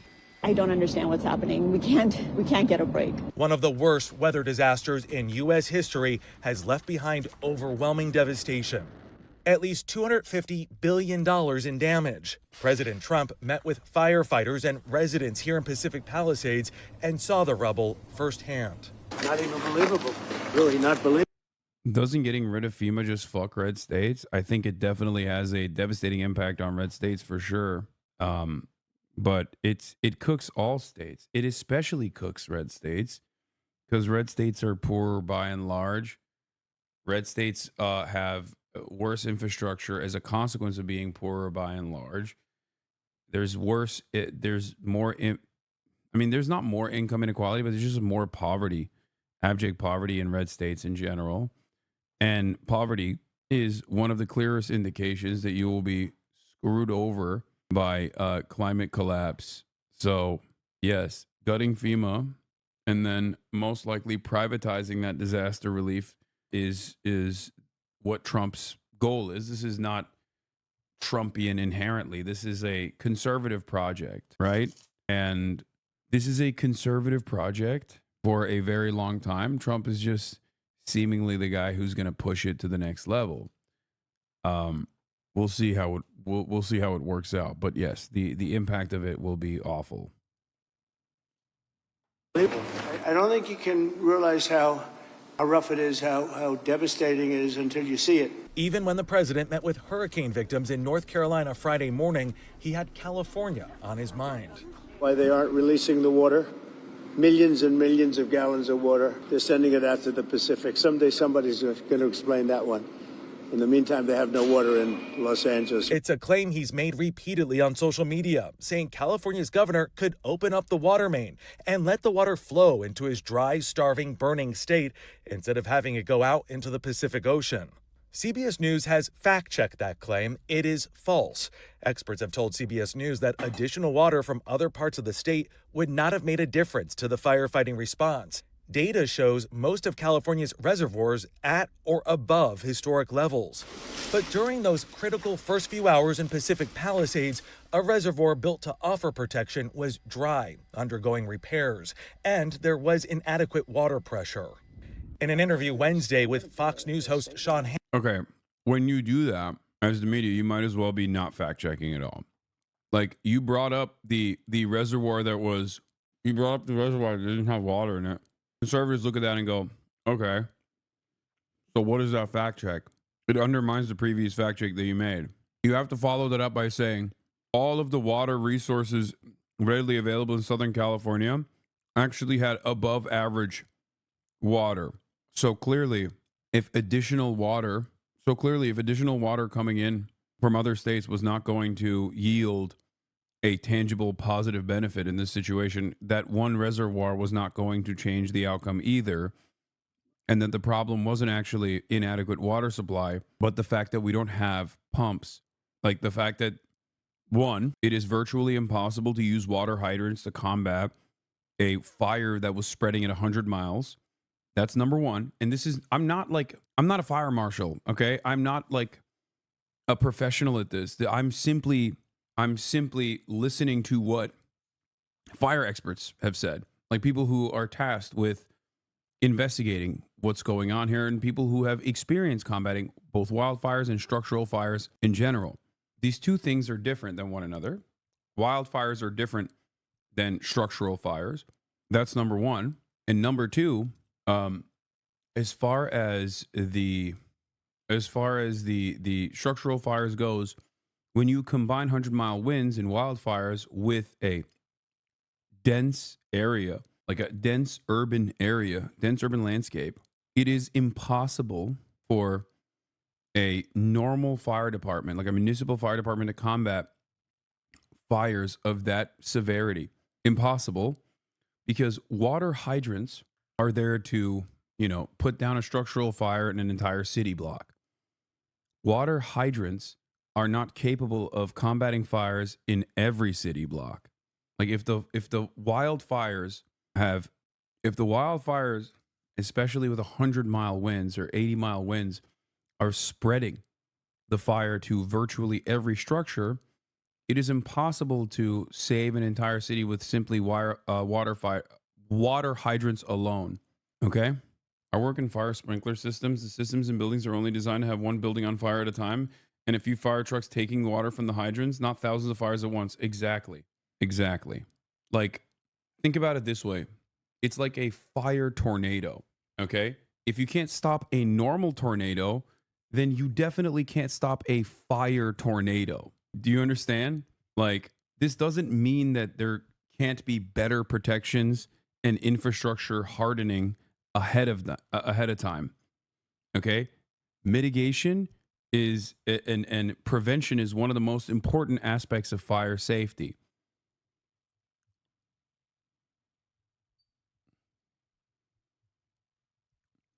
These guys, on the other hand, are using this water reservoir conversation to look at the California water wars and greatly extend it, make the California water wars worse in general. There is already an issue with allocation. There's already an issue with irrigation in the state. Trump wants to make it worse, and he is not above using this natural disaster to make that political point. Having said that, initially, in the interim period, were there other structures that could have been preserved and saved? Most likely. Was there a water allocation problem? Yes. This wasn't because of the reservoirs, though. This was simply because there wasn't electric generators or the electric pumps necessarily that actually move water from reservoirs into the hydrants were decommissioned because they shut down the energy in these regions. And there was no fail-safe that, there were no electric generators that continued pumping water, as far as I understand, right? Normally, the electric pumps that move water around within the system are powered by the same electric grid that powers everything else. But when you shut down the electric grid because you don't want to start new electric start new fires born out of short circuiting alongside the existing electricity grid. Because of those winds, you end up shutting off the pumps, and water cannot move around as easily as it's supposed to, and you arrive at this problem. Okay? But time will tell. There will be investigations that are conducted, and time will tell. Donald Trump, on the other hand, has no interest in figuring out what the truth is, because if you're not interested in solving a problem and instead are simply interested in using an existing problem to do propaganda, then you don't need to figure out the truth at all. You could just immediately go, these fires happen because there wasn't enough water in California, and that the best way to solve it is to ensure that we dam the San Joaquin Valley Reservoir and the waterways up there and send more water down to Southern California so that the agribusiness can thrive. It's just an extensive project that a lot of the agricultural producers in Southern California have wanted for quite some time, and Trump is using this as an opportunity to advocate for that. It seems like this would be, at least according to experts once again, it seems like this would lead to ecological disaster, further ecological disaster in the San Joaquin Valley. So it's ironically accelerating the main accelerant that is responsible for having so much dry brush, for example, so much fuel readily available in Southern California. As I've talked about before, especially as it pertains to Southern California wildfires, a period of historic flooding, okay, like historic wet season flooding, followed by a period of historic drought in the next subsequent wet season, creates first a massive amount of brush and then completely sucks the moisture out of that brush, creating what is known as fuel. Okay? So it's devastating. And then you pair that up with you pair that up with atmospheric pressure and faster winds as a consequence of that, and all of a sudden you have created this perfect chaotic situation where these imaginable once in a lifetime natural disasters become incredibly commonplace. There's two things that you can do in this process. Why not use water from the ocean? They do. It's a last resort in this situation, but they of course use that. Okay? There's two things you have to do, right? Yes, these are optimal conditions for maximum devastation. One, when you have a complex problem like this, the solution is always multifaceted. Ironically enough, by the way, if you want to ask about the ocean water, it's salt water. Okay? So salt water actually has devastating long-term consequences as well. When you pump salt water, like those super cool planes that come in and pick up the ocean water and then dump it on top of the wildfires, when you actually do that consistently, you're literally killing the vegetation and creating even more dry vegetation down the line for future wildfires. So it's actually literally a last-ditch effort. Salting the land is devastating for the vegetation, hence salt the earth. So you're changing the soil. You're also drying out the future vegetation that creates even more brush, more dry brush, which is known as fuel for even more devastating wildfires down the line. So it is done, okay? But of course it's used as a last resort, and we certainly used it quite extensively this time around in combating these massive wildfires. Okay? Now, in terms of methods of combating this, like I said, this is a very complex problem, so the solutions are also multifaceted. On the one hand, you have to try. Are you just reading shit? No, I'm just explaining this to you from the top of my dome because I've explained it a million times over. So I'm just repeating the same things that I've said possibly at least 1,000 times in the last month or so. Okay? So, as I was saying, on the one hand, you have to scale back our carbon footprint to the best of our ability and create structures that are harder to burn down. But even if it's not the structures itself that are harder to burn down, you have to also do constant maintenance of the vegetation around structures where people live. Okay? This requires funds. So, on the one hand, you have to engage in systemic change to try and mitigate climate change, right? To scale back to the best of our ability so that we don't we don't all die in the climate apocalypse. On the other hand, you also have to ensure that our infrastructure is up to code. Change the regulations surrounding the way we build buildings in wildfire-prone areas, and also change the way we change the vegetation around it. You know what I mean? Change the maintenance of the vegetation around it. Make sure that there's like proper upkeep. Make sure that the government is also consistently making sure that people are following this code. All of this stuff is pesky regulation and code that a lot of homeowners despise. Donald Trump also despises it. Okay? Enforcing native plant standards to ensure that we don't have eucalyptus trees, for example, that are literally filled to the brim with explosive material is like one of the things that you could do. You know, making sure that we have underground power lines, no matter the cost, is another thing that we must do in terms of hardening the infrastructure, right? If Los Angeles is prone for the power grid consistently failing, you either have to do rolling blackouts during wind season and wildfire season to ensure that these downed power lines don't end up, causing short circuits and electrical failures that are right on top of dry vegetation that is overgrown, right? And create wildfires like the Paradise one, the Campfire one from a couple years back. Or you have to, with the existing infrastructure that we have, make sure that all of the power lines are clearly maintained and far away from any kind of vegetation whatsoever. Okay? And last but not least, and like I said, the rebuilding efforts, we should be doing the exact opposite of what the California government has said that they're going to do, which is build the buildings in the exact same way as fast as possible. But that's too complicated, and it's too costly for businesses that want to turn profit year over year.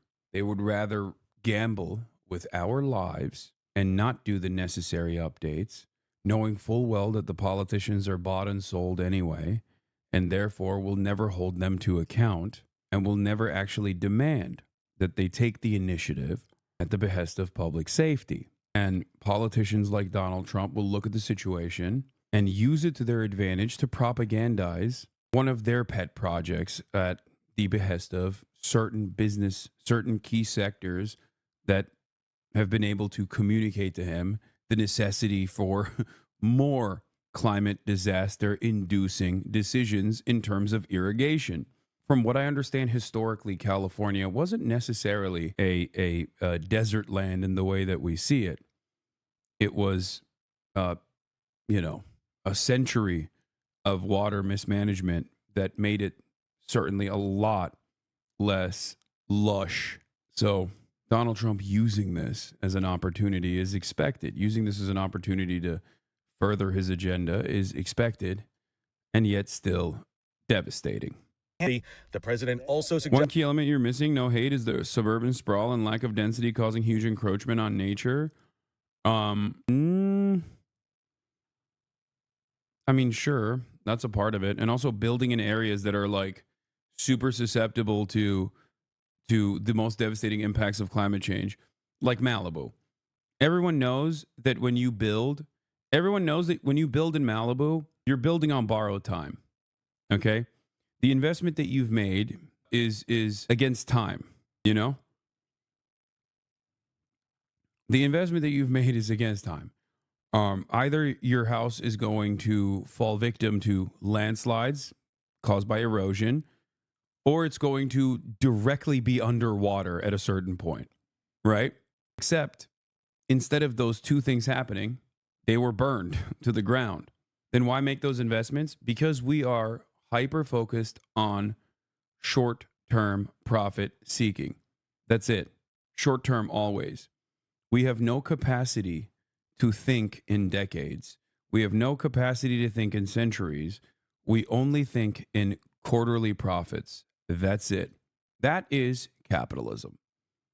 Okay? So ultimately, no matter how much I yell about these issues, changes seem impossible. Okay?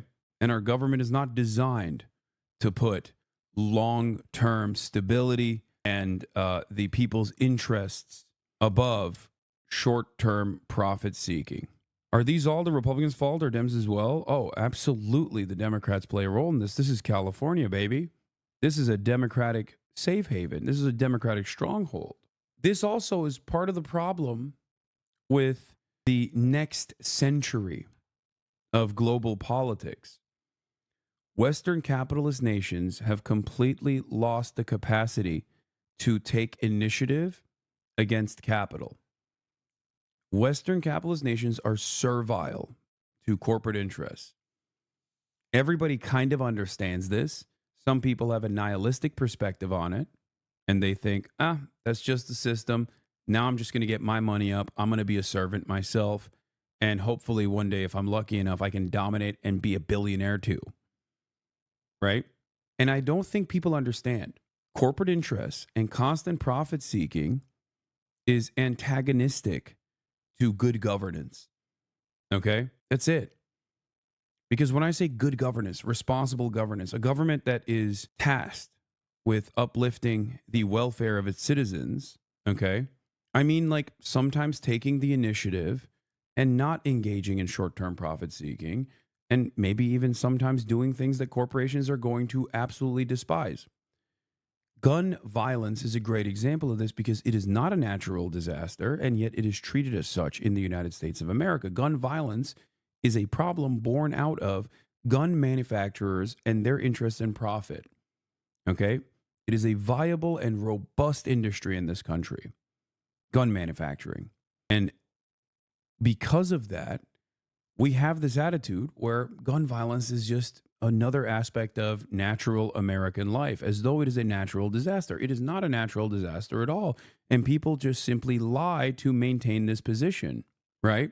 Gun violence is not like 100-mile winds. Gun violence is not like a typhoon. It's not like a massive, devastating earthquake. It's not like tornado season, right?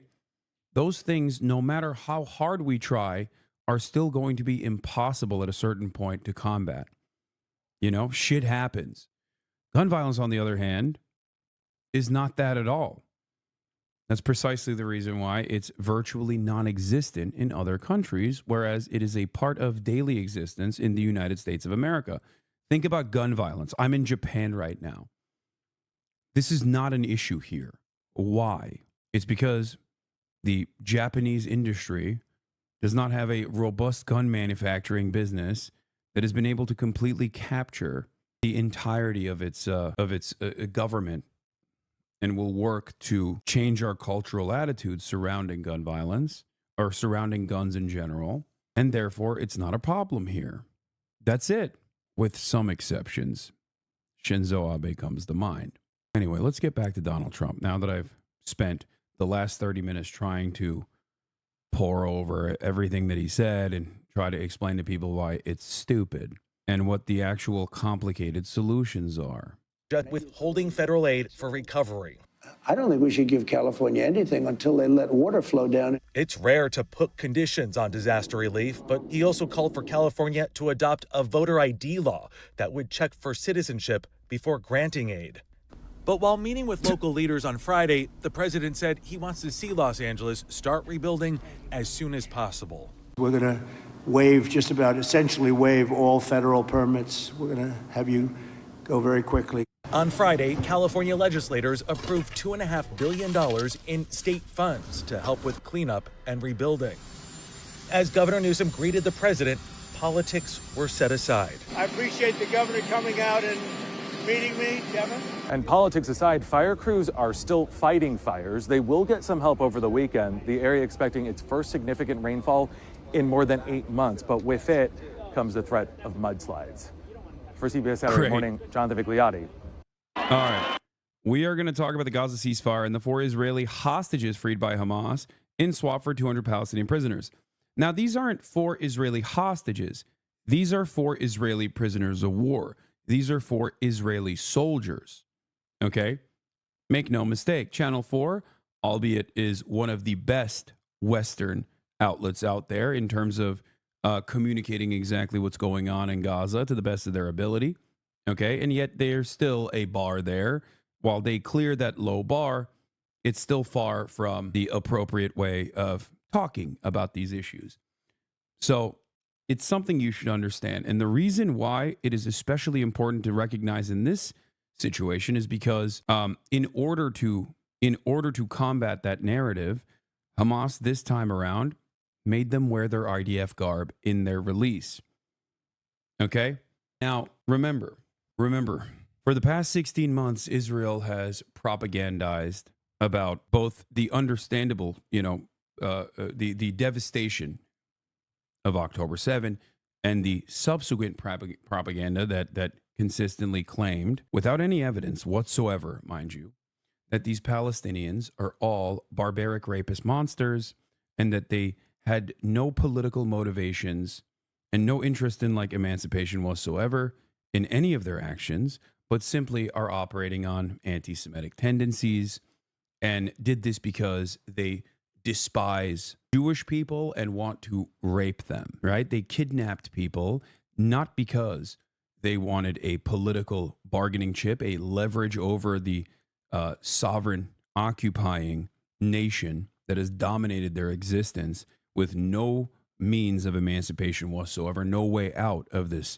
horrifying process whatsoever in a concentration camp that is also known as Gaza, the world's largest open-air prison, but instead for selfish, violent desires. So this initiative, the way that this release happened from Hamas's designs here, was to combat that misinformation, to showcase that, one, to the best of their limited abilities under a ruthless and brutal blockade and consistent bombing, that international organs of justice and humanitarian groups, including Israeli humanitarian groups, have called a genocide, militants tasked with Palestinian emancipation and the resistance against the Israeli apartheid and Israeli genocide, were able to successfully secure the well-being to the best of their abilities of the prisoners that they had taken. This completely undermines the Israeli narrative. If you recall, there was a lot of back and forth in Israeli media talking about how these girls are being raped every day. They're pregnant. They fear for the worst. There was no evidence for this whatsoever. Okay? Not to say that this would never happen, right? I'm not saying that at all. As I've maintained throughout my coverage of October 7, and as I've talked about consistently, even in other instances, right? Sexual violence and sexual assault is all too common in the field of battle, okay? It happens all the time. So there is a likelihood that it could have happened here as well. And yet there was no evidence to suggest that it had happened to these hostages. But at the time, the colonizers' imagination was the only evidence necessary. I-24 said Israel prepares for female hostages in Gaza to return pregnant. Report, Israel permits abortion up to the moment of birth. Medical professionals stress the mental toll of conceiving through rape in captivity. More than 9 months, Hostage Family Forum publishes videos implying pregnant hostages. The video depicts a tunnel, which cuts to a video of a pregnant woman and the sound of a baby crying. And yet when they were released, unlike the horrifying conditions of the Palestinians that were falsely detained by the Israeli apartheid regime in spite of the fact that they literally were also side by side with Palestinians experiencing the ruthless Israeli bombing campaigns, they came across far healthier than the Palestinian prisoners that are released on a daily basis. If all goes well, the end of this nightmare is in sight. Hamas fighters walking the 4 young Israeli soldiers they've held for 477 days since the awful events of October 7th to a podium in Gaza City. Karina Ariev, Daniela Gilboa, Liri Olbag and Nama Levy wave at the cameras they know are beaming footage back home to their friends and New conspiracy, they gave birth and the babies are hostage now?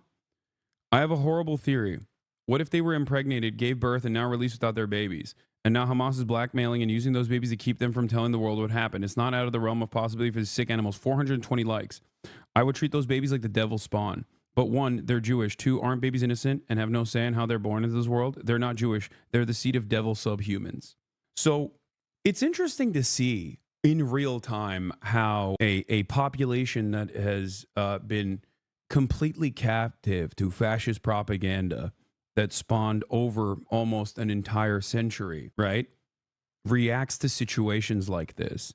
One day, if the world has not completely fallen to authoritarian fascism, historians will look back at these moments and document and will greatly, I guess, elevate the field of fascist scholarship surrounding and historical research surrounding how a captive population receives fascist doctrine and how it changes their collective psyche. This is the fantasies of an insane person, okay? And it's happening in real time, and it's very consequential. Like, this is the very fact that people don't immediately go, this is the most insane thing I've ever heard in my entire life. You are out of your mind. And instead, people go, you know what? You're probably saying a very scary truth right now, is damning for anyone with any critical thinking skills. Okay? It's devastating. But that is the reason why they did this release, this show of force, this show to basically say, look, the conditions that you claim that these hostages were in is not the conditions that they were actually in. And all matter of death and devastation that they experienced came in the hands of Israeli bombing campaigns. Now, this has been a consistent thing that we have heard from Israeli hostages that have been released. From the first hostage release that took place on humanitarian grounds, I think her name was Lipschitz, the old lady, all the way to even the likes of Noah Argani, who was a very famous Israeli captive that was taken from the Nova Festival, if you recall. Most Israeli hostages and prisoners of war have repeatedly said the exact same things, that the real fear that they experienced was the bombs falling on them indiscriminately. And even Israeli news has reported this, in spite of the obvious restrictions placed upon Israeli media from its fascist government. I fear, and I say this with sincerity, I fear this has happened throughout history under very similar circumstances, as a matter of fact. If you recall, the entire concept of the Manchurian Candidate, going all the way back to the Korean War for a brief moment, is born out of a very similar perspective. The American government, the American State Department, alongside American interests in the region, consistently dehumanized both the Koreans and the Chinese, right? And because of that, when Koreans were held, when American soldiers were held captive by the Koreans or the Chinese, they were not mistreated, yet the media kept saying that they were. So when they actually came back and reported on their actual experiences, while we were supposed to maintain the position that these are some of the most like fucked over people, right? They were held captive by the enemy because they did not play along with American propaganda.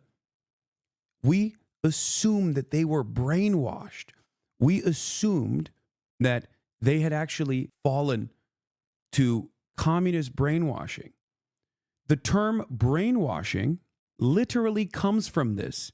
It was first utilized by American media to explain the process of how soldiers being held by Korean and Chinese communists did not have negative opinions about them, and more so started talking about imperialism in certain instances. That's where the term brainwashing comes from. Something that is in, our colloquial, it's in common lexicon at this point. Something that you just don't even think about. That's where it literally comes from. Isn't that crazy? The idea that the treatment, the expectation was that our enemy will treat our soldiers in an inhumane way, pure projection. And when the reality doesn't match the expectations and the lies, we turn around and we say, well, there's something more nefarious afoot. Okay? This was the testimony of Noah Argamani, a freed Israeli hostage that was featured widely in Israeli media that claimed she was beaten and abused while in captivity. An hour ago, she posted a clarification on her Instagram story saying the Israeli media basically lied about it at all. Here is her own words. I can't ignore what has been going on in the media here in the last 24 hours. Things are out of context. They didn't beat me and didn't cut my hair. I was in a building that was blown up by the Air Force. The exact quote is, this weekend after my shooting, as I said, I had cuts all over my head and hit my whole body. I emphasize, they didn't hit me, but I was hurt all over my body from the collapse of the structure on me. As a victim of the 7th of October, I will not allow myself to be a victim again by the media. And what's additionally shocking about this is that these are people who live in Israel.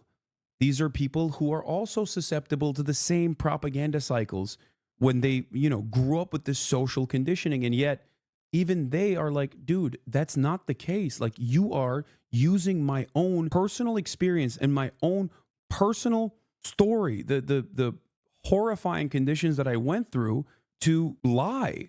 This girl, yes, meant Trump. Here it is. Whoa. I'm excited, but we knew this moment would come. What is this audio, man? We had no doubt it would come. It's been too long. They're on their way home, and we're waiting for all the other hostages. In return, in Ramallah, the West Bank, Israel began releasing Palestinian prisoners, 200 in total, some taken by minibus to Khan Yunis, Gaza. We thank the Palestinian resistance, specifically Al-Qassam brigades and Al-Quds brigades, and we thank every Palestinian resistance fighter. But those who'd been convicted of the most violent crimes won't be allowed home, instead deported outside the Palestinian territories, this bus crossing the border to Egypt. Large swathes of Gaza lie in ruins. For the ordinary Gazans whose lives have been torn asunder by Israel's devastating pursuit of Hamas. So here's more footage from their release as well. Breaking, Netanyahu says Israel will block Palestinian return to North Gaza until dispute over captive Arbel Yehud is settled. Israel's Prime Minister Benjamin Netanyahu has issued a statement saying Israel will not allow Palestinians to cross into northern Gaza as agreed upon in the ceasefire deal until the issue of the female civilian captive Arbel Yehud, who Israel expected to be released on Saturday, is resolved. Earlier, Israeli military spokesperson Avichai Adrae wrote on X that Hamas had violated the ceasefire agreement. Hamas released 4 IDF soldiers this morning. 200 Palestinian captives are set to be released shortly, and they have been, I think, now. Here is some information about this as well. Hold on. Seth Harp says, strict adherence to the laws of war and dignified treatment of your enemy confers a powerful strategic advantage in the long term. Hamas is constantly outsmarting Israel. See, this is like perhaps the most logical way of looking at it, to a degree where, like, even if you believe that there are some really bad guys in Hamas, and that's an understandable position to have, right? Especially if you're, a fucking American. Like, it is the logical thing to do. Do you understand? It's kind of the same principle that I maintained throughout the past 15, 16 months, where people would come in here and be like, no, they're definitely killing the hostages. And I kept repeating over and over again, there is no logical reason for Hamas to just execute a hostage without showing it on camera. Okay? If you recall, I kept saying, if Hamas kills a hostage, if Al-Qassam kills a hostage, if the Palestinian Islamic Jihad kills a hostage, you will know, because they will use that as propaganda. They will, because these hostages are their only form of leverage. These hostages are a bargaining chip. So their welfare, their well-being is of supreme importance. Okay? When the enemy is doing a genocide on your people, you have to protect them no matter what. So the notion that these guys actually had kidnapped these people in this incredibly complex imaginable military operation that actually yielded a tremendous amount of trauma and horrifying atrocities in the process. Make no mistake, right? I'm not an apologist on any of that. That was not done for simple pleasure, okay? You have to be a fucking idiot to assume that. It was not done because they wanted to kidnap Israelis and like rape them and kill them for funsies. It was done for a very clear purpose. And this is the issue that I have specifically with foreign policy. Foreign policy in the United States of America is riddled with thought-terminating terms and media cycles. Okay? The designation of terrorism, the notion that all of the enemies of America and all of the enemies of America's allies are actually operating with this like parasitic hive mind modus operandi, that they don't have any sort of like logical investment or interest in emancipation. They don't have any humanity, right? That they're simply operating on the lines of doing brutality, right? If that is the method, if that is the way you approach it, and many, because of the way that the media covers this stuff, many in America do approach it like that. It's a war of good versus evil, yada, yada, yada. You are going to always find yourself confused when you see stuff like this. And in that confusion, because you're not exercising critical thinking, in that confusion, you're just going to fall further and further into the whims of propaganda. And that's how you arrive at the concept of brainwashing. That's how you arrive at these like grand narratives, right? That like maybe these people actually did rape them and are holding their babies hostage, and that's why they have to play ball. And it also, weirdly enough, will create resentment in the Israeli population against the prisoners, the hostages that have been released, if they come out and say, no, these guys didn't actually rape us, like, you're insane. Okay? Now, I'm not 100% certain about the well-being of these soldiers. Okay? I'm not. I don't know, and only time will tell. But from what I've seen from Israeli media so far, is that people are worried about like what, how the Israeli prisoners of war are carrying themselves thus far because of this sort of footage. No humiliation, dignified in their military uniform. This is how prisoners of war must be treated under international law. On the other hand, civilians, doctors, journalists, women, and children are kidnapped and tortured and raped in Israeli dungeons. Hamas has learned from the past history of the Palestinian resistance. In 1983, PLO had captured an IDF soldier in Lebanon, Hezi Shai, look him up, and he tried to commit suicide because, as he said later, I wanted to screw the Palestinians and deprive them of their bargaining chip. And Arafat had ordered that his captors keep him alive at all costs until he was released in 1985 in exchange for 1,000 Palestinians. Yeah. Yeah. Oh, by the way, this is another part of this. MK Ultra, the program, like this is what's so interesting about both American history and the history of empire in general, is that things that we know, right? Like the MK Ultra program, which was a failure. It didn't reach its intended goals. I mean, it maybe was successful in some ways, but it was ultimately a failure that like the American government had no way of like brainwashing people and like controlling them, right? That program literally was created to, as the chatter correctly points out, reverse engineer the Manchurian candidate communist brainwashing. Now, what's really interesting about that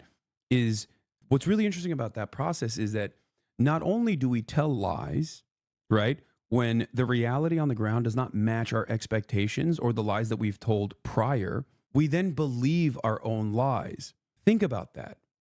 Like, these are people who looked at the situation and were like, there is no way that they were actually not mistreated. These American soldiers were not actually mistreated, and they simply are brainwashed, a concept that we made up, that they're actually secretly sleeper cells being activated to undermine American dominance or whatever, right? And that we should also do the same and reverse engineer how they were brainwashed and figure out a way to do it ourselves. It's interesting. Like, it's fascinating when you think about it, where you tell a lie so much that you yourself believe it, and then decide that you also will spend money and effort to try to create your own version of it. Understand? When the alternative is simple, which is, I don't know, take the truth at face value, investigate thoroughly. Nope, can't do that. Can't do that. God forbid we do that. We can't do that.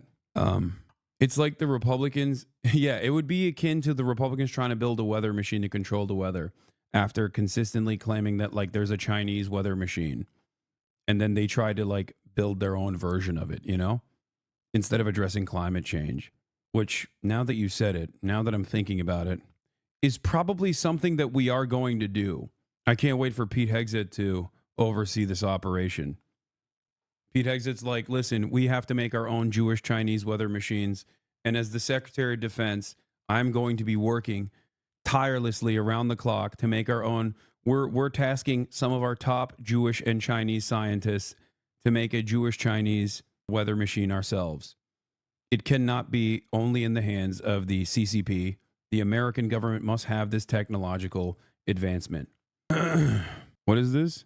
For the military and intelligence communities, mind control hovered between myth and science. Nowhere is this more obvious than the peculiar case of an anonymously published 1955 pamphlet called Brainwashing, a synthesis of the Russian textbook on psychopolitics, which purported to be a translation of a work by the Soviet secret police chief Lavrentiy Beria, full of wild claims about how the Soviets used psychology and drugs to control the masses. The pamphlet has a peculiar section devoted to the ways that Dianetics, a pseudoscience invented by the founder of Scientology, L. Ron Hubbard, could prevent brainwashing. As a result, it is widely believed that Hubbard himself wrote the pamphlet as black propaganda, or propaganda that masquerades as something produced by a foreign adversary. The defecting MK Ultra was trying to stop. Yeah, this is it. Yeah. This is what MK Ultra tried to stop. I wonder if Israel has their own version of this too. You will be brainwashed. Me? America's son? Ha! That will be a challenge. You bet. Our enemies are all those in league with imperialism. The bureaucrats, the big landlord class, and the reactionary section of the intelligentsia attached to them. You! I love this. Looking for a cool interview? Japanese Red Army founder Fusako Shigenobu carried out attacks of the Palestinian cause. Fusako Shigenobu, 76, was one of the world's most notorious women during the 1970s and 80s when her left-wing group carried out attacks worldwide in support of the Palestinian cause. No way. I feel strongly that I've finally come out alive, she said, welcomed by her daughter and a crowd of reporters and supporters in Japan's capital, Tokyo. Shigenobu, 76, was one of the world's most notorious women during the 1970s and 80s when her left-wing group carried out armed attacks worldwide in support of the Palestinian cause. Shigenobu left the prison in Tokyo in a black car with her daughter. Several supporters held a banner saying, "We love Fusako." The Palestine Youth Movement welcomed Shigenobu's release and described her as a lifelong comrade of the Palestinian people in struggle. That would be an incredible interview to conduct. I would love to do that. I apologize for the inconvenience my arrest has caused so many people. It is a half a century ago, but we caused damage to innocent people who were strangers to us by prioritizing our battle, such as by hostage taking. Shigenobu traveled to Lebanon in 1971 and founded the Japanese Red Army, which linked up with the Palestinian fighters to become an implacable foe of Israel. The group turned into one of the world's most feared armed groups because of its deadly and spectacular acts, from plane hijackings to hostage taking, mostly in the 1970s. Shigenobu is believed, dude, the 70s were so crazy for plane hostage taking. Like, it is wild that for virtually 3 decades, right, air travel was kind of hit or miss, where you could just bring a gun on a fucking plane and be like, this is mine now. It was truly a wild time, dude, when you think about it. Like, that's not that long ago. Like, your parents were alive when this stuff was happening. Isn't that crazy? It would happen all the time. They should bring that back, and also smoking. You should be able to smoke on planes. You should be able to blast lung darts on planes, and also sometimes, maybe like every now and then, just to spice things up, a little bit of hostage taking. I'm joking, by the way. Don't take me seriously when I say that. They were kind of crazy, not in a good way. Insane urban guerrillas. It was rather. Dude, it was a different time. Okay. Trust me. I know. It is kind of wild. Like that. This is just a thing that people used to do though. Trying to get on the no-fly list so you're stuck in Japan? Okay, I'm obviously joking. I hope people understand that. Jesus Christ. Oh my God. Imagine people clipping that and being like, he wants more hostage taking and smoking and blasting lung darts on planes. It's like, dude, it's a joke. Okay, calm the fuck down. No, I don't think it would be great if commercial air travel was riddled with hostage taking. My favorite skyjacking story was in 1985 when Hezbollah hijacked a plane made a birthday cake inside the plane for a Greek singer hostage because the chief hijacker used to love his songs, lol. Shigenobu was believed to have masterminded the 1972 machine gun and grenade attack on Tel Aviv's Lod airport, which killed 26 people and wounded 80 others. Member Kozo Okamoto, who was injured and arrested in the Israeli airport attack, was released in 1985 in a prisoner exchange between Israeli and Palestinian forces. He is reportedly in Lebanon. Okamoto and several other members of the group are still wanted by Japanese authorities. The Japanese Red Army also took responsibility for the takeover of the U.S. consulate in Kuala Lumpur, Malaysia in 1975. After bombing a U.S. military facility in Naples, Italy in 1988, the group conducted no more major attacks and faded from view in Japan. The former soy sauce company worker turned fighter was arrested in Japan in 2000 and sentenced to 20 years behind bars, 6 years later for a part in a siege of the French embassy in the Netherlands. She had lived as a fugitive in the Middle East for 30 years before resurfacing in Japan. Shigenobu's daughter, May, born in 1973 to a father from the Popular Front for the Liberation of Palestine, hailed her mother's release on social media. Shigenobu maintained her innocence over the siege, in which 3 Red Army assailants stormed the French embassy, taking the ambassador and 10 other staff hostage for 100 hours. What a difference. Dude, you're right. Oh my God, it's because of the lead. Oh my God, this is the lead generation. The lead generation went in 2 different, in only 2 different political ideology. Either they were like violent radicals that engaged in violent acts of resistance in the most insane ways possible, but like at the behest of a socialist or leftist communist emancipatory cause, or they became small business owners and your parents and great grandparents and grandparents basically that now fantasize about killing black teenagers with their rocket launcher that they think is protected by the Second Amendment. Like HVAC business owners who want to do January 6th all the time, nonstop. It's crazy. What the hell is wrong with that generation? It's crazy. That generation is out of control, man. Here she is with Ghassan Kanafani. Oh my God. Fusako Shigenobu, Japanese communist and founder of the leader of the Japanese Red Army. The GRA. Dude, this would be a fantastic interview, actually. I would love to talk to her.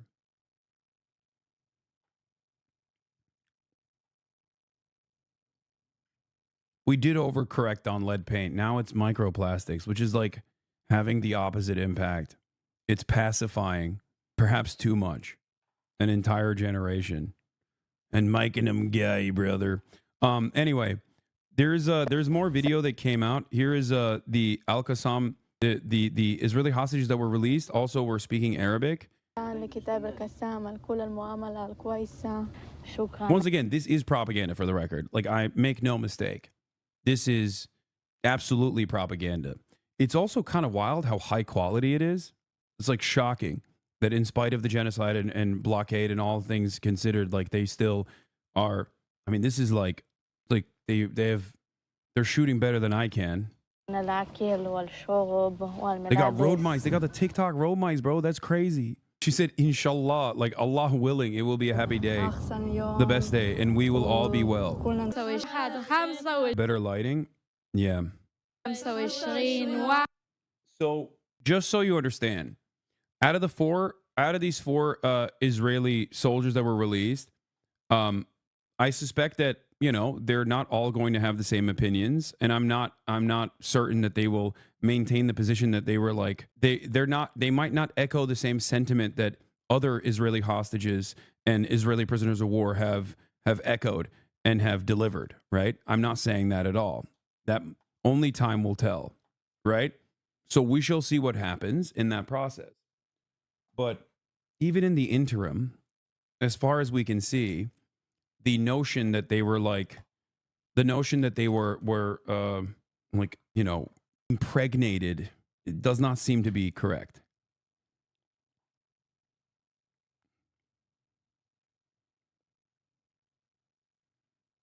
What is this? Here's drop site news. Oh, this is the full video for the prisoner exchange video. All 4 Israeli hostages are now reunited with their families. This is a wonderful day, by the way, for the record. This is a great thing. Oh, they also give them certificates too. They give them keychains, Al-Qassam keychains, and yeah, certificates. What is happening, dude? Damn, this guy's good.